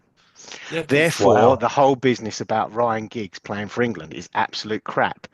The reason he was in right. an England Okay, shirt is because he because he was went to in English school in school. England. Okay. He wasn't. So, He was never eligible to play for no, England. he was born in Cardiff, Ryan Giggs, so I he didn't didn't play I for didn't know Wales. that, Townsend. Yeah, Thank you. yeah, yeah, yeah, thank you very much. I'm glad you yeah, came along tonight. yeah, exactly. I Not mean, I just here for me visited Exeter. comic book collection. I Yeah, visited Exeter once. I wouldn't want to play for him. but yeah, I thought it was I a tell lovely you little what, story. somebody's won pod bingo tonight. He's quit 3 times. He's mentioned Exeter. I think it's a really good story because, like I said before, like when you did one of these before, Neil, the fact that it's a holiday special, and Billy's gone on holiday. Mm. Yeah, You know, Yeah, so yeah, yeah, exactly. Yeah, you're yeah. reading it. Would have been loads of kids reading it in the caravan, yeah. or Well, on the That's campsite. what I was trying to say. Like in the intro before, mm, if you were on holiday reading this or you're thinking about it, that's what you want. You want a story where they Yeah, go on yeah, holiday. yeah, yeah, yeah. it's Um, That's brilliant. relatable, isn't it? Yeah, I yeah, mean, yeah. Yeah. I've got two brothers, and the three of us when we went on holiday, we always took a football. And we used to have caravan holidays, and the first thing Mm, we'd look for is the football pitch, and then you'd Yeah. make friends mm. by playing football. So it's similar. We never had a game against the camp waiters or whatever, anything, anything Camp like that. waiters. Yeah, Where it's did not a you go? euphemism. Okay, right. Okay. Um, yeah, but yeah, it does. It's what every lad probably wanted. You go on holiday Mm, for 2 weeks and you have a couple of games of football. It's yeah. just Yeah. Mm, and yeah, it yeah. happens to Billy every year, no matter where he goes. But just when I've not had a chance to read through this holiday special, but there is a great story in it called The Strong Man. And if Oh, you yeah. with Hector Boscovich, is Yes, yeah. Yeah, the Victor's brother of brother. Yeah, yeah, it's his yeah. yeah, brother. Yeah, Where is so it? I'm gonna have a Oh, read of that, and obviously a fantastic artist as well. yeah. If you're on YouTube, it'll be a There fun it is. Yeah, yeah. yeah. it's the same. It's the same artist who did Mm, Johnny Cougar, isn't it? yeah, Yeah, yeah, yeah, Sandy yeah, James. and yeah. it's got a Brilliant. reprint of a Skid Solo story from the Yeah, I 60s as noticed well. that. Yeah. So yeah, I'm gonna have a Mm, good. I might even do a review of this if mm, at a later episode. Lovely. Yeah, no, Yeah, definitely. Yeah, the holiday cool. specials are really good. yeah, All right, Mm. nice one. that's it. That was nice. Enjoyed that. Again, well played. Well played. A good formation today, I think. Coming along nicely. Right then. I mean, there can't be many sections left. And playing along with the whole thing that I didn't write down the sections. What's next? It's Collector's Corner. Is there a Do you theme know tune? what? I Is there a got. theme, I'm, is there a theme tune for the Collector's the Corner, collector's Neil? corner. There will be, but Tangent, go on. What were you going to say? No, I'm just going to remember this the next time I'm hosting. The trick of it is to actually basically pass on all the duties to Matt. Yeah, absolutely. Sorry, Matt. Obviously I'm hosting tonight, but would you just remind me what we've got to do? Yeah, but I've been in all day. I honestly, I didn't get in 5 minutes before the podcast. Honest, I didn't. I've just been relaxing. I'm pretending. That's what I'm doing. Pretending. I'm a pretender. So yes. Yes. He's Oh the yeah. Do you want a theme tune? Don't you? Well, So yeah. we can do. We can do, yeah. Well, I haven't made one up, so I don't know. I say collecting was a different game. I don't have any money left. It is a shame. I've been there. A different collect corner. Right, bye. I think that in a nutshell, you started off as a rich man, but then you started a collection, and now you're a poor man. Well, yeah, absolutely, yeah. Just to reassure regular listeners, all of the proper theme tunes will be back next episode. apart from Bygone Barrigans. Right then, Collector's Corner. Collector's Corner. Here we go. Who wants to go first? I've done it again, haven't I, Tangent? You have. I thought you were going first, actually, with your new findings. I thought you were going to kick us off. Okay, yeah. So it's Gull's Collector's Corner. No, Gull's Got Issues. That's what it used to be called. That's what it was. Yes, yeah. Gull's Got Issues. Yeah, and I tell you what, we've certainly found that out in this pod. You have. I'm having a nervous breakdown, I am. So yes, one of the comics I hadn't really collected was 2000 AD. I never really read it. I mean, it's just there in the background, maybe one or two issues and this, that, and the other. Recently, I got offered on one of the comic pages on Facebook, or not offered, I saw it and replied. What was it? Let's get this right. 300 issues for 90 quid. Yeah. Oh, what was that? Thanks, Bygone. Go on. What was that? Is that good or bad? It was a cross between Paolo Certi and Grandad. No, it's good, isn't it? Very good. I'm just trying to work out how much it is per issue. About £4 per issue. Don't, because you already ruined yourself by singing. 40p per issue, I should say. Brilliant. All right, lovely. Yeah. So, brilliant. Do you know what? And sometimes you just strike gold with someone. There's about 330. Sometimes you strike gold with someone who appreciates that you're a collector and actually comes back to you with a secondary part of a collection and does you the most amazing deal you could imagine. So I'd already got those, and he said, I'm having to get rid of my collection. You know what it's like, wife, children, house, breakdown, and all of those things. He said, I've got another load of 2000 ADs. And this, a load of them are quite early. Some of them are bagged. Some of them have free gifts still attached. And he said, I just need them gone. So guess what? Wow. I went for it, even though I didn't have the money for it. 550 more. Wow. How did you pay, if you can answer that question? How much did I pay? No. If you didn't have the money for it, what did he accept as payment? No, I called in a few favours. I got a hit taken out. Do you know what? The guy won't 200 fags. No. The guy won't reveal it. But Gull has done some recordings, and now he gets Gull singing his mobile voice, mobile tune when anybody calls him, and he's done different theme tunes for all his contacts and everything, haven't you, Gull? Yeah, I mean, I can play one now. Hello, it's Steve. Hello. That's the one I did record, making them up as I go along. And another one was for Paul Tangent Richardson. I can just play that one as well, making it up as I go along. Oh, and he said it was that. I don't know what I'm talking about. Anyway, so I got the three. What? Yeah. So how many 2000 ADs now have you got? Well, I'm trying to bloody tell you if you shut your mouth. Right. So the first lot was about 350 for £90.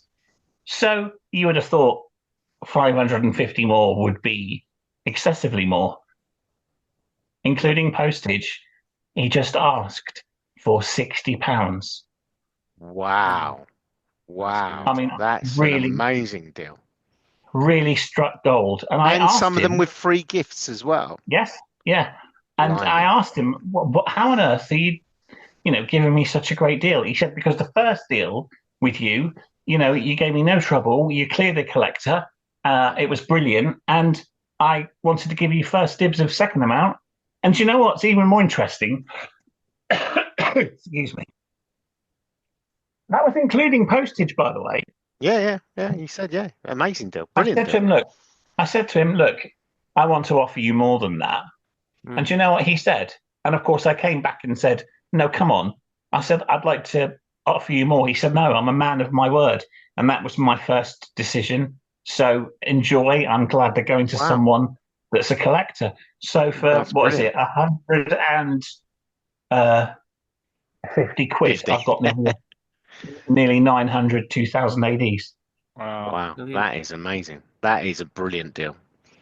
I will, It just yeah, I'll goes to put- show, do you know what, without being rude, because we've seen the bad side of this and we have mentioned it, when Ed Taylor came on, the founder of the fantastic Facebook group, and there've been some unscrupulous people that have joined some of the Facebook groups and sold things and, have taken people's money and never delivered. And when it's come to light, Ed's banned them from the group. And in all fairness, the members have been open about it and said, look, if this is being offered, don't.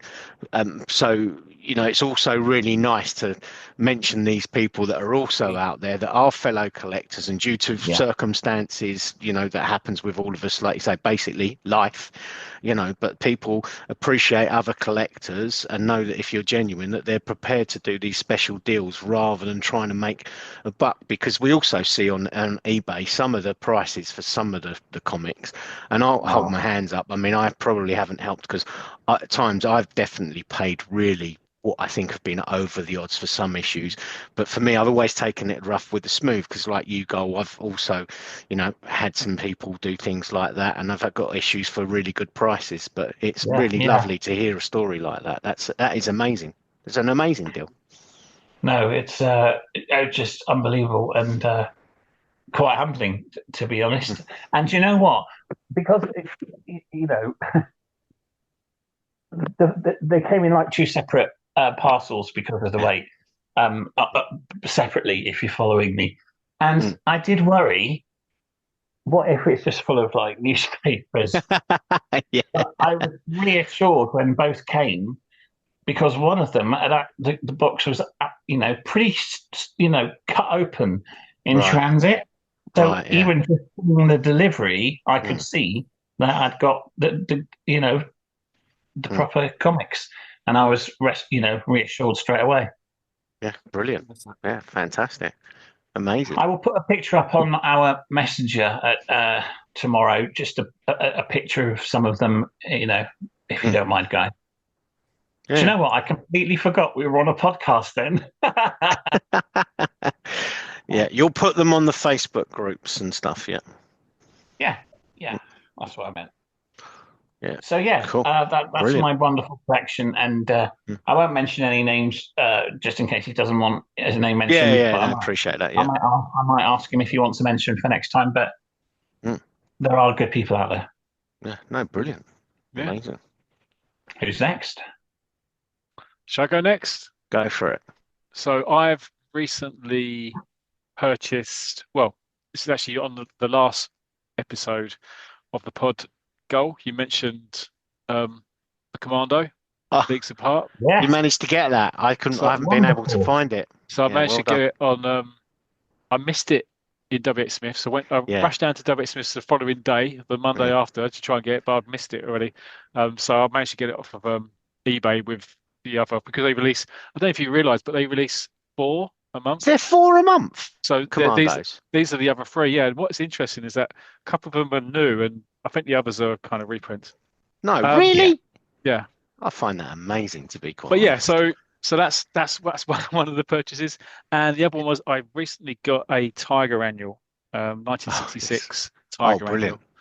Annual. I've got all the Roy the Rovers, but I'm kind of now thinking, oh God, I've got quite a few Tiger Annuals now, so I'm now kind of getting the bug, thinking I'm gonna have to get them all. So yeah, so I picked that up. Yeah, so that's good. I've got to admit, that's kind of the hole in my collection, is the annuals and the summer specials. But trust me, there's a lot less of them Then there I is know, but I've like focused mainly on comics. the comics. So I yeah. know, I know, I know, I know. Yeah, so that's mine. That's mine goal. Who's next?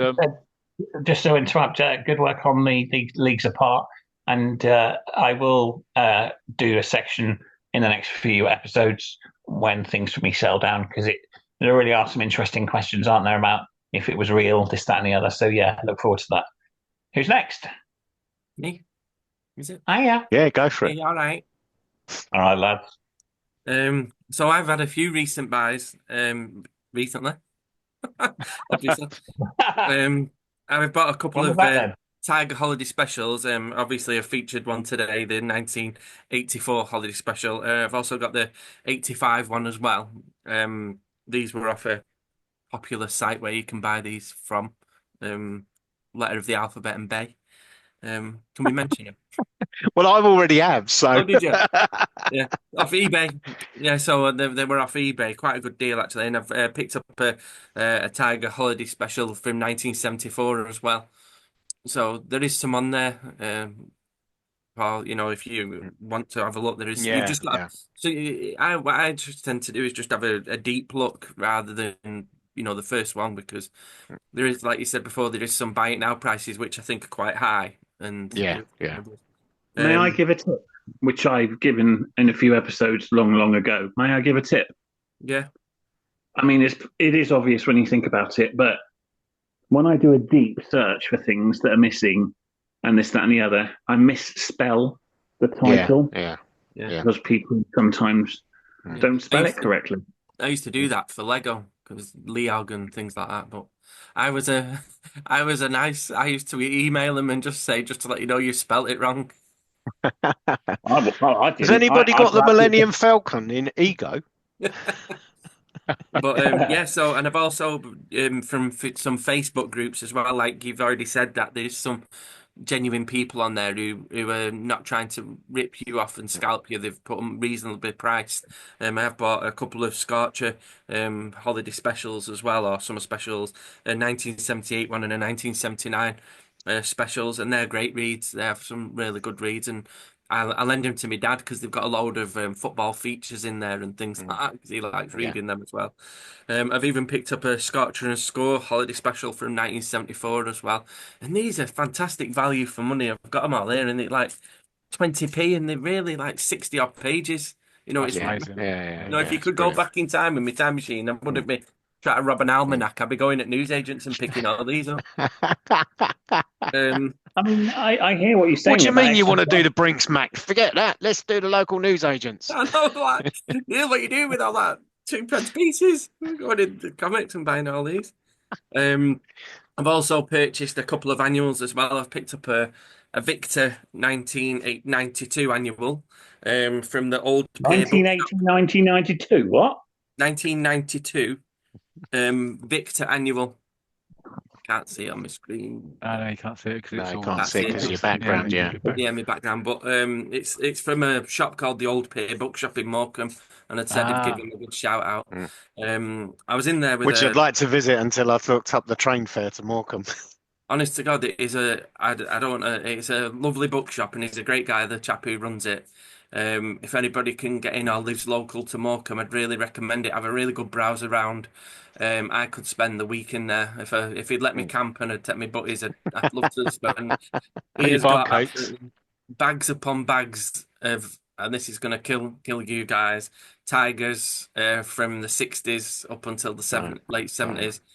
And I must say, really where I need. I've just purchased a couple of months because I couldn't have them all.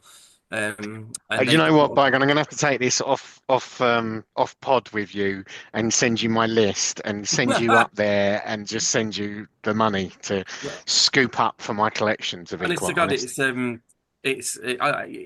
you're like a kid in a candy store, and it's like one of them worst dreams you've ever had, where everything you want's there, but you can only take a little piece of it. You know, it doesn't sound like the worst. It actually sounds like the best dream. The worst part of the dream is, so if listeners don't know, I'm an idiot. I don't drive, and I checked out the train fare to Morecambe from where I live is astronomical, but I'm still thinking of doing it. Get an Uber. Can you imagine how much that would be in an Uber? Or another popular taxi company. Probably Probably cheaper to go via Uranus. So anyway, thankfully I've got a really loving wife who supports me in this, and she's bought me a couple of months Tiger comics, Allegedly. and I did pick up a 1959, I think, Roy the Rovers annual, Tiger Roy the Rovers annual as Yeah. well, which I'm not allowed to look at. They're bringing them to the birthday fairy, so I've not even had a chance to Oh, peruse excellent. them. And then my last of my buys for this month is a Tiger Annual from 1976, which is in absolutely lovely condition, which I picked up in a charity shop. And it's a really interesting story how this worked out. I was going into the charity shop, and upstairs they had like the books selection area. And as I was going up there, I just saw this old chap fingering a Whoopi Annual. Fingering. I was wondering where you were going with that. And Gull, Oh, can I say thank you for keeping quiet? And as Oh, I this walked is past, I not thought to you myself, guys, seriously. and as I walked past, I thought to myself, "Oh, I hope he puts that down because I would have that was my figuring You'd have picked it up and perused it as well. bruised it as well." And as I went past, the chap started talking to me, as does usually happen in these charity shops, and he just straight away asked me, "Are you one of the guys on the popular podcast Champion United?" And as I looked up, I kid you not, listeners, it was our very own Mute-Button Matt Richards. Yeah, no way. this is very true. I was on holiday and I was looking in the charity shop. I was the person who was. It was actually us to correct you. Very rude. I was actually fingering a copy of Wizard and Chips Annual That's the 1981. one. Um, it wasn't Whoopi. It could have been Core. But Yeah, it's just yeah, so random, wasn't it? it's so random. Yeah, we bumped into each other at the same charity shop, looking through annuals and stuff like do you that. know what? I It was genuinely amazing. thought you were joking. I didn't, because I knew you two had met up, but I didn't realise. I thought you'd arranged it. I didn't realise it No, was a no. pure Why accident. would no, why would we plan to actually meet each other? Yeah, admittedly, none of we you have see ever him. responded to my request. It's gonna We be an see each other accident. every week in this very studio. No, it was just I had just decided on a random drive out with my son on the Oh, cigar brilliant. stand, and we just said we always go in charity shops, and just went, and I didn't even notice it was Matt. I just saw somebody just stood there, and as I just walked past, and as soon as he started talking, I was like, oh my God, I felt so ignorant, but obviously you don't look out for each other, dear. And but yeah, it was lovely. And then as we Brilliant. both I was going to Morecambe the following day, and we both met up there in the old Pier Yeah, bookshop, and we both went that, to your peer bookshop. Yeah, exactly. And and I bought actually yeah I did buy a 1969 Victor Annual yeah, as well. Brilliant. And, Brilliant. yeah, so it's fantastic. Oh, sorry, I was Um, quiet for a few seconds, so sorry to interrupt. I've just had a message come through of seriousness. I'll lay it out. Okay. This is the podcast broading bastard. I'll start again. This is the podcast broadcasting association. Please cease and desist talking about comics in the same sentence as fingering. Thank you. Quite right too. Quite right Yes, too. indeed. I just one more thing. I have ordered. I'm just waiting for delivery of the Best of Victor annual. I don't know if any of you guys have I've got have that. seen them. What's that? No, I Um, haven't Yeah, seen that. yeah, And yeah. that's just due to you guys. I've never owned a copy of Victor other than the annuals and a couple of specials. So I'm really excited, looking forward to this Best of Victor book as well. So that was again I've purchased that off somebody off Facebook as well, and it even comes with a free gift as well. So I'm really excited, looking forward to that. And that's Brilliant. it. That's my recent purchases. Blimey, You're all and done. we've only got we've only got Paul now to cover another hour when we're talking purchases.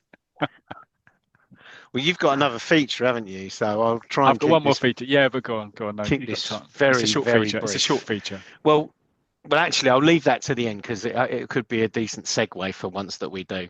So just reading again Melvin's musings, and he mentions that I mentioned that I had 5,762 comics. Well, that has moved up to 5,799, but that doesn't include my collection of Valiant, which I hadn't started.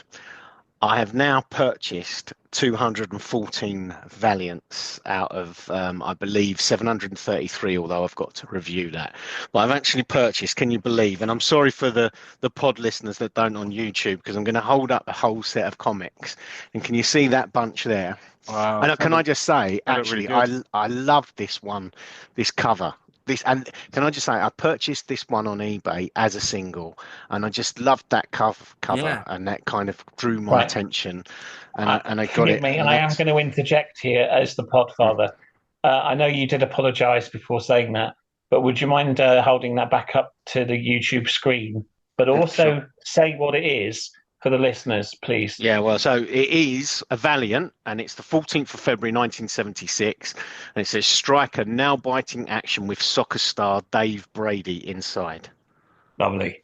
Yeah, and that's actually, It looks like Bruce Lee. Good condition. these some of these that I've got. Again, there was a guy, he was selling complete years as well.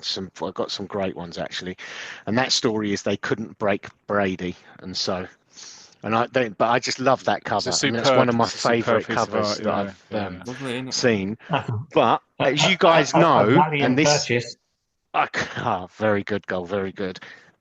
Ah, that's why I showed you that lot. Look, because I've now got so many, they don't actually fit in one of my boxes. So Just I, remind me, is there a lid on the top? no.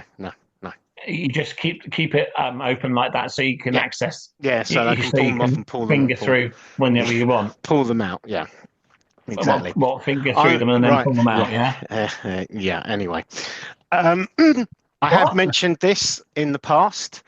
A story called Rock of the Reds, and that Rock of is the Reds. now Yeah. being reprinted. Funnily enough, we've mentioned 2000 AD, and we've got the Judge Dredd magazine. And so I'm not going to be purchasing back issues of this because, like I've said, it's football stories. But I've now got 476, 477, and 478 of those, and I find this really amazing. I haven't had a chance to go through them properly, and but I think they're fantastic. I just think there's 100 pages. I've kind of looked at a little bit, several stories in there. There's only a couple of stories that and what I do love is they do kind of write that these are reprints and where they're from. The reprints, I probably can't find it now when it was originally done. But yeah, and I just look at this and I just kind of I just wonder why. How much are they, Paul? £6.99.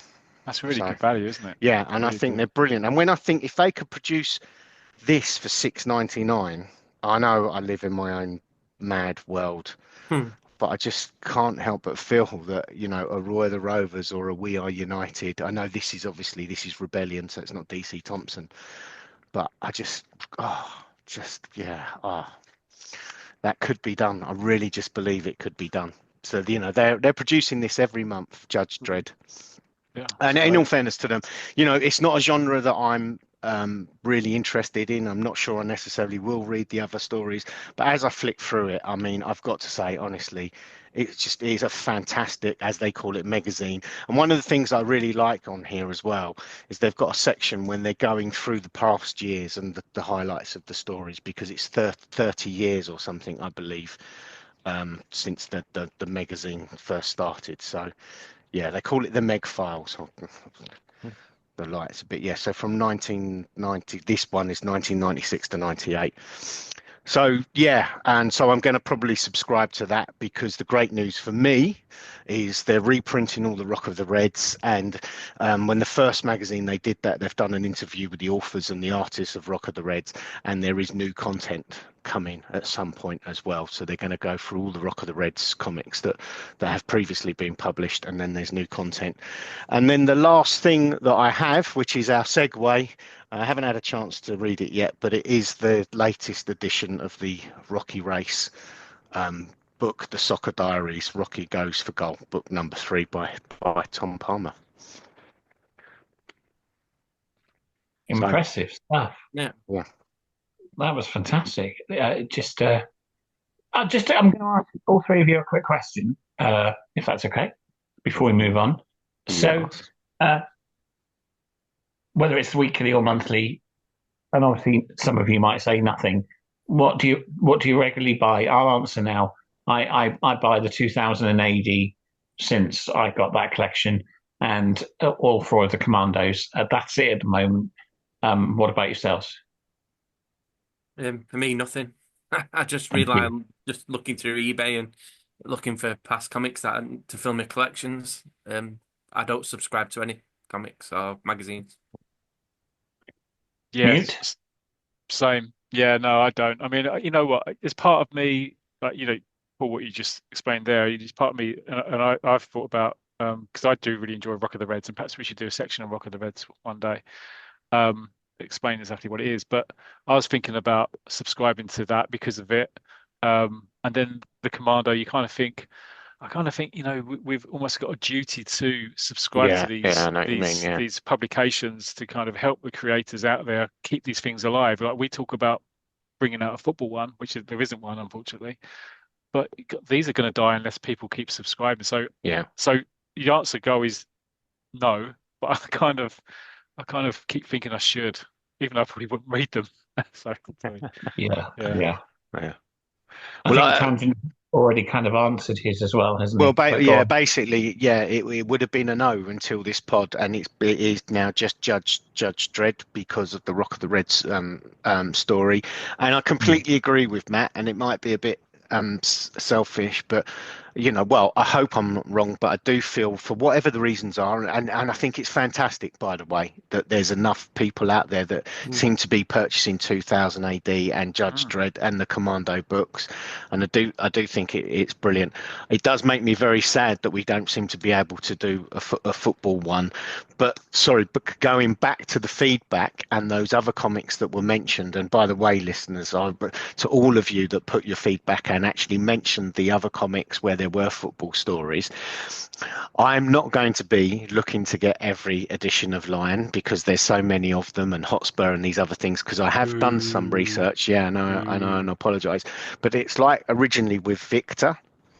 I actually used to get Victor as a well, we've said in the pod too many times, far too old than I should like to recall, really.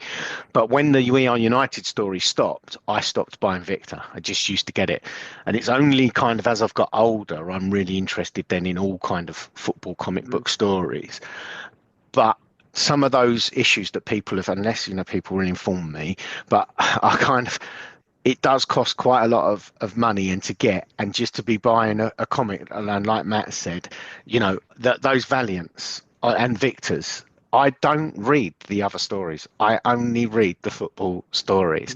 Now the thing is with Victor and researching Valiant and when I've got Bullet and Crunch, the things that I love about them, there is actually a football story in every week. And I think it's Bullet for me was great because there's Kid Cox, which is a story I know. I didn't realise that it was in Bullet, and obviously Twisty as well was in there. So but to kind of suddenly try and get like Valiant, I'm probably going to try, but 733 editions of a comic really that's got one football story in it a week is quite an undertaking, right?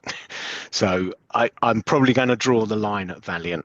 I've got Action to finish, Victor, Tiger, and as is mentioned, because it is a story I remember reading as a kid, and it's the Match football magazine with but again, only the editions that have got the canon story in it, and then Valiant, and then I think I'm calling it. I'm calling it quits, and I'm hoping that Rebellion or somebody somehow manages to figure out how to release a monthly football comic. But I think I live in hope more than. I think I'm the same. I'm trying to hold off collecting Scoop because I really want to collect Scoop for the stories, but it's just too much of an undertaking to. The prices are some of them are quite Yeah. too Yeah, to validate buying a yeah. full, and they don't even. I know we've got digital copies, but there's no digital copies of Scoop of a run. That's Which interesting because I've been meaning to look for is, actually yeah. digital versions of Scoop That actually. and like score and raw, things like that. There's not it's not there Mm. that's similar. But if anybody out there does have an issue 176 of Football Picture Story Monthly or comic number 85 of Champ, I would be interested in completing my collections there for anybody. And I'm still looking for, although I'm just picking this out of my brain, so I might have completely got it wrong, but I'm still looking for issue 17 and the final issue 19 of the Roy's Rovers Monthly, please, to complete that set. Yeah. So that apologies, but that took me a long time to get that. I was devastated. Well, I was actually collecting that, but I had a weird scenario with the news agent, and I used to go round, like I say, once every 3 months or something, and he would keep them for me, and I'd go around and just pay for them all to, because we knew each other, so he knew that I was always coming. And then one day I was just walking up the road, and this guy was shouting across the road from me at a bus stop, and it was the news agent. And he's like, Paul, because he didn't have my number or anything. And he's like, I've been, I was hoping you'd come into the shop. And he'd sold these news agents. And so, of course, the last editions of those Roy the Rovers, he would have kept, but he'd sold the news agents. So, of course, they hadn't been kept for me by the people that had purchased it, because they didn't know me as a customer. Yeah, really wrong of him to improve his career and move on. But yeah, running down the road chasing after a kid. Well, I was not a kid by then, trust me. You're always going to be a kid to me, my friend, when you sat in front of 70,000 comics. Well, it's just an update then. With my Valiant's 6,013 comics, and that is just the comics. That doesn't include the summer specials, and that doesn't include the annuals. Brilliant. Wow. And it doesn't include these at the moment either, because I haven't started cataloguing them. But I'm sorry to be a pain, putting my Podfather hat on again. When you say these, for the listeners only, can you just remind what these are, please? The Judge Dredd comics. I knew that, but I'm just saying. No, you're right. We do forget now, because we're on screen and with the YouTube, that we are a podcast, and you are right to remind me. Mm-hmm.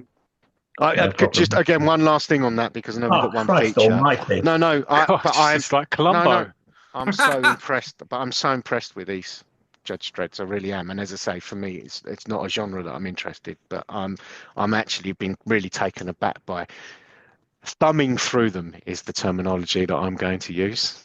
Yeah, that's what I meant. Yeah, excellent. That's Why finger when you can thumb? Move on.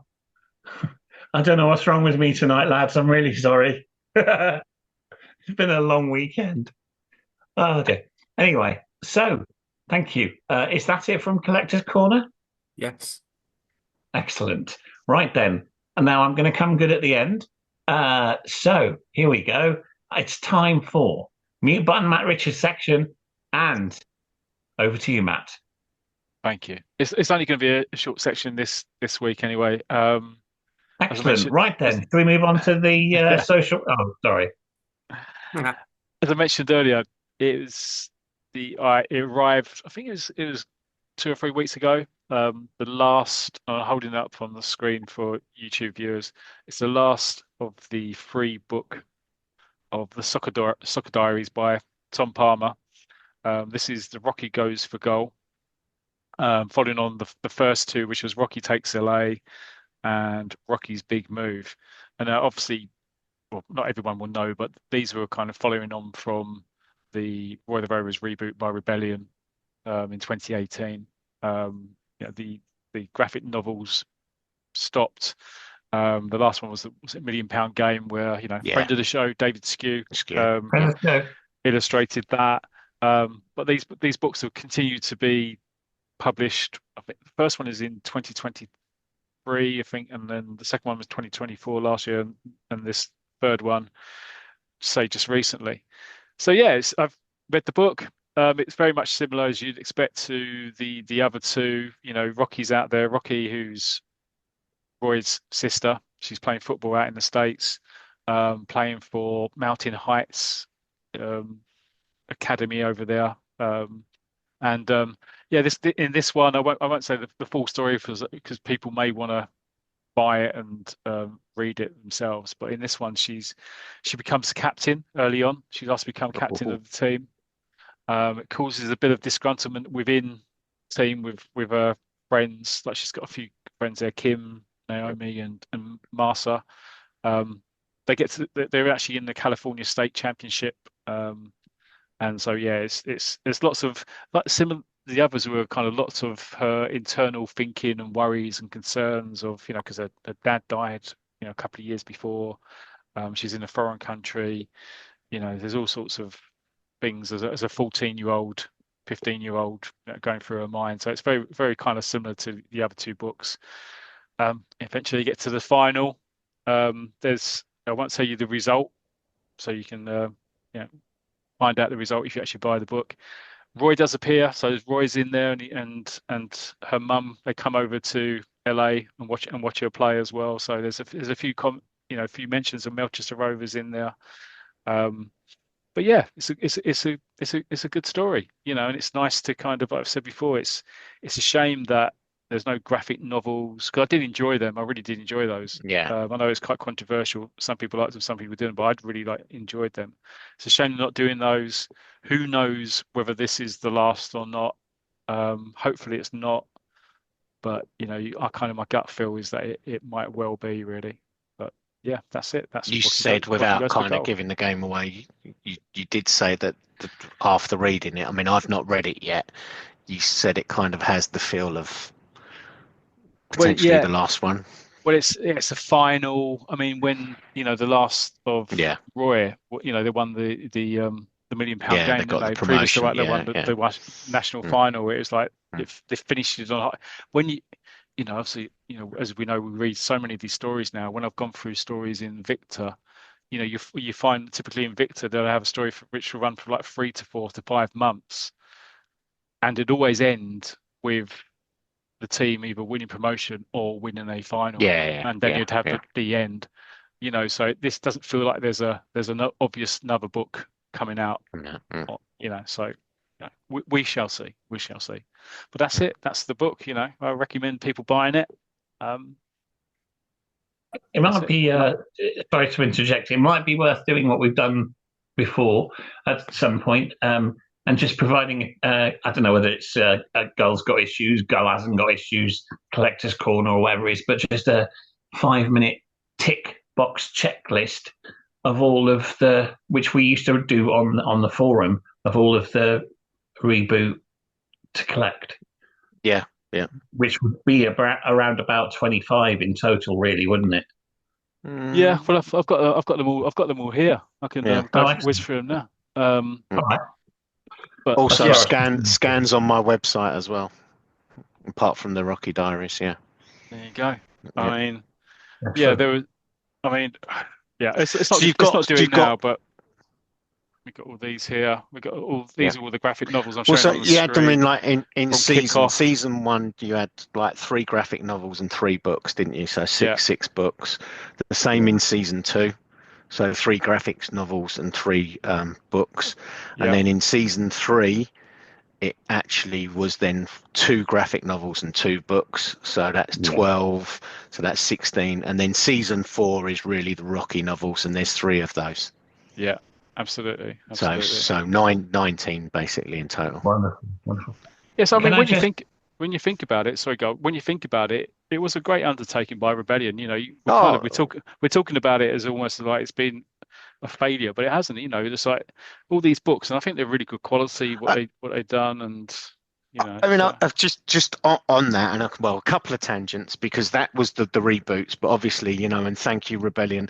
They did several of the best of years, didn't they? From reprints of the old stories, but and this as well. I know you've got, Matt. I mean, I'm not including this in the reboot, but they did the 50th anniversary special.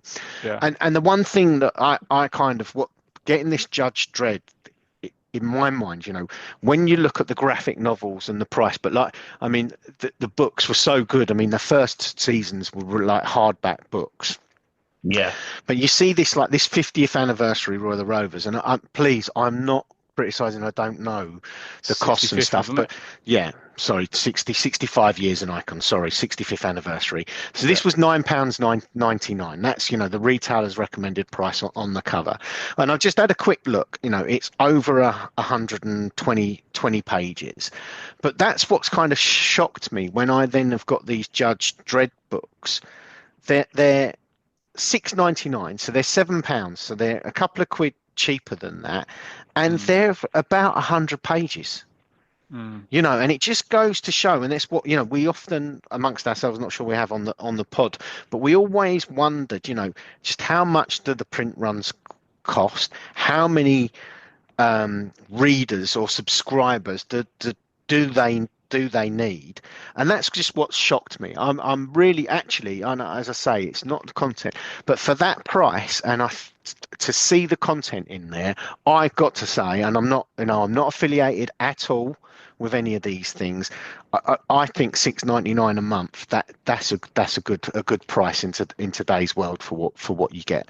And honestly, if there was a monthly like Roy the Rovers or Picture Story Monthly, I know different DC Thompson, and I look at this and I see this and I think that you could do some reprints like they do here, but I reckon you could easily as well get 4 new stories kind of in here, like 4 to 8 pages or whatever, and I really reckon it could be cracking, but but would people buy it?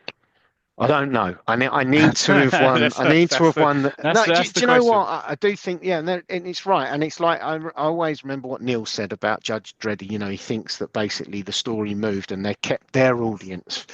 And so I don't know, but I just don't know an advertising campaign. I didn't watch the end of the matches, but you just need, I reckon, at the end of a match, oh God, who scored Eze and Saar, like yesterday's semi-final after the match, when they're doing their post-match interviews, just having a copy of Roy the Rovers in their hand, I think could help. But I'm a dreamer. Brilliant. I'm a dreamer. I thought Barry Tomlinson has some wild ideas, but there you go. Like the campaigners outside of Parliament that, when like Good Morning Britain's on and they're outside the Houses of Parliament Green, and there's always someone in behind protesting with a banner thing. I would love that. Them talking about the next general election, and Gull walks past with a Football Picture Story Monthly number 792. Sandwich board. The end is nigh. Yeah. I think it's just like that could be the title of the book. You need that. It's like with podcasts in it. You just need it to go go viral. And I think the only way it'd work in modern day is it'd be like I don't know, your Messi. It'd be endorsed by them, and it'd feature the story of a Messi, or a Ronaldo or somebody, to make people buy it. I think that's the only vehicle that it could probably go off. It's like even Commando. I've not read that story yet, but we've gone through the story. But they had to pick 2 real teams. They could easily have gone down a fictional route, couldn't they? And done two fictional. That, as you say, with the Commando, which we've got a review, we don't know. I mean, because I mentioned like the Victors. You see those Victors behind me. All those covers, all the war story covers, they're true stories. Yeah, but what I'm saying is that Commando, I think, could be, a lot of their true stories. I'm sure there's a lot of Commandos that have been printed that are, if they're not 100% all true stories, they're based on true stories. And that football one, it's too specific not to be true. Why use real life? And but it makes you wonder. But you've got to be researched. Yeah. I'd be. Yeah, I would. I wouldn't be too sure about that. It's true. I've read it. Oh, okay. It's fiction, then, you reckon? Yeah. Gull's going to review it anyway in a future one. So So it's that was really interesting, wasn't it? Are we done? Yeah, I believe so. Yeah. Well, that was a cracker, wasn't it?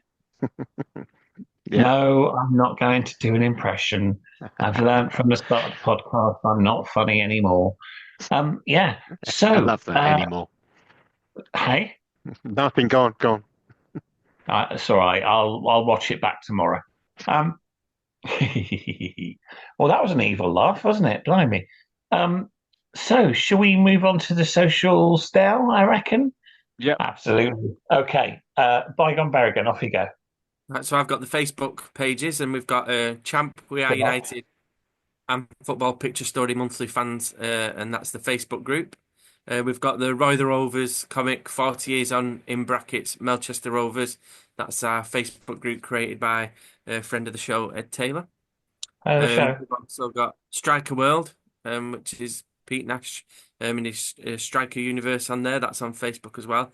We've also got a couple of pages where I myself have picked some copies up as well of some editions of various comics, the Mighty World of British Comics. And I've just got a new one, and it's a really good Facebook group, and it's a chap who's selling a comic collection of a close friend, and he sells the comics on behalf of his family, and the money goes towards charities. And it's the Great British Comic Collection page on Facebook, and it's hosted by Doug Brain, and it is every I've seen week he that. has a comic auctions, and they're not Good shout. overpriced. They start them on a really low price, and it's just auction within that group, and it's a really trustworthy page, and he has some really interesting, great comics on there and annuals. So if you can check it out, as I say, every week he has a fair auction on there, and he's a great guy to chat with as well. So they're the Facebook groups. Wonderful. Wonderful. Mute-Button Matt Richards. Yeah, so we're on X. So we are champ_R. That's champ_ARE. We're also on Blue Sky. And we are there. We are at champcomics.bsky.social. And of course, we're on YouTube as well. So look for us there. We are Champ We Are United. So yeah, if you watch us on there, like and subscribe, and you can watch all of these beautiful people I'm looking at on the screen now. Yeah, that was Thank you very much. Thank you very much. Yeah, you'll have to watch on YouTube to see what Bygone Berrigan just did. Anything's better than his singing from earlier on. Okay, over to Paul, the tangential one. Tangent, cosine, tangent, Meister, Shyster. Go on, Paul. Thanks, Gull. So, as we like to mention, how our podcast started, it's from the Pro Boards, and that is the champweareunited.proboards.com. And as we say all the time, there's over 50,000 posts, 49,000 of them by Gull. That's not quite true, but probably about 50% of them.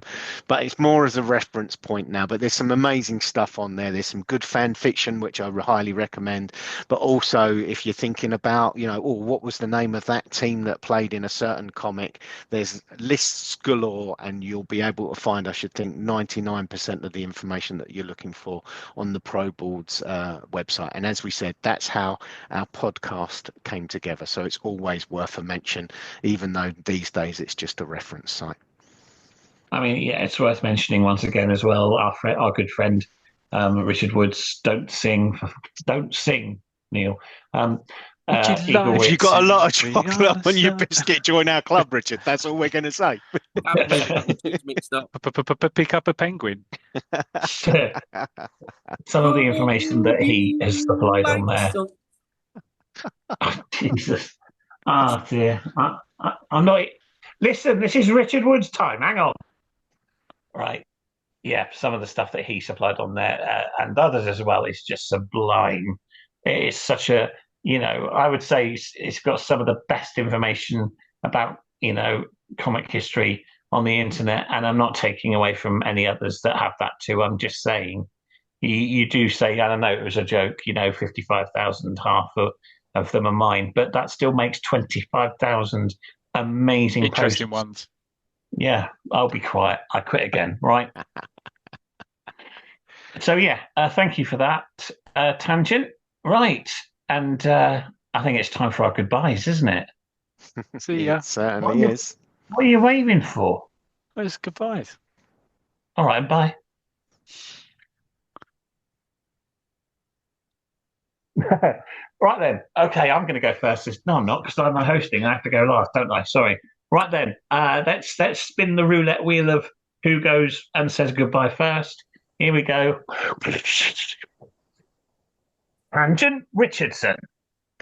Yeah, thoroughly enjoyed it. Thanks, Simo, for agreeing for me to come off the bench and keep the We Are United feature going, because it'd been left for a couple of pods. So it's great to get that back on, and hopefully Simo will be back in the chair for issue number 7. I think we'll be on to. Great pod, great features. I love Bygone's holiday specials, and of course, amazing hosting by yourself, Gull. Although I'm not sure you kept control. But who could? Yeah, Who could in this studio? Loved it. Say, Thanks, and look forward to the next one.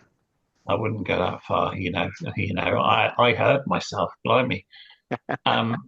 Yeah, over to the guy that's representing Italy in this Eurovision Song Contest in a couple of weeks with his with his newfound singing, and he's going to do it as Gangster Berrigan. So yeah, say your goodbye and go with that if you can, because I don't know what I just said. I'm sure it would be nil point for what I just put together there. Though, if anybody did enjoy my song, I'm sure it will be available across all streaming platforms over the next week. Hopefully everybody's enjoyed tonight's session as much as I've enjoyed being part of it. I've really enjoyed it. Again, being with you guys, but again, I've found out a lot of information about different comics as well. And again, I've enjoyed tonight. So good night, everybody. Good night, Bygone. Yeah, over to Mute-Button Matt Richards. Oh, hello, go on. Yeah, it's been a funny show today. Very enjoyable. Great features, great hosting, great people. What about the podcast? Great comics. Right then, it's worth saying just before I say my goodbye. So, what are we looking at, sort of off the record for future episodes? And I don't mean content; I mean sort of kind of possible dates. What? In 2 weeks' time. When are we back? I don't know. When are we back? I don't know. Right Hopefully then. in 2 weeks' time. In a few weeks' time. Why is he waving? Bygone's waving. We haven't even. Anyway, Because it's that time. Yeah, I'll say my goodbye. Thank you very much for listening tonight, everybody. Well, you're not listening tonight, are you? Because it won't be published tonight. I shall shut up, Brett. So yeah, thanks for listening. I do apologise that I was a bit weird. It's been a long weekend, and I'd only just got in from work, and I was very tired. And I'm sure that the guys are going to sack me when we go off air. But thank you for listening. I might not be back because of that. This is his last show. Yeah. Huh? Take care of yourselves and each other. And if I don't, I don't. Just cut him off. Just get rid of him. Just get rid of him. No, Yeah, hang just on. get rid of him. Come Neil, on, get him Doc. out of the studio. Neil, Doc, can you get him out of the studio, please? Hang on. What is it, Doc? Come in.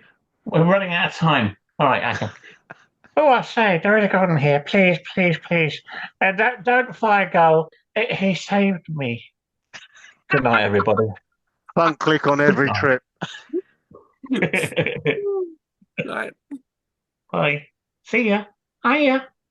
Lower. Lower, higher, lower. You don't get that. Can we get out of this studio or what? Well, I don't know about you, but I'm not in the studio. Ah. Are we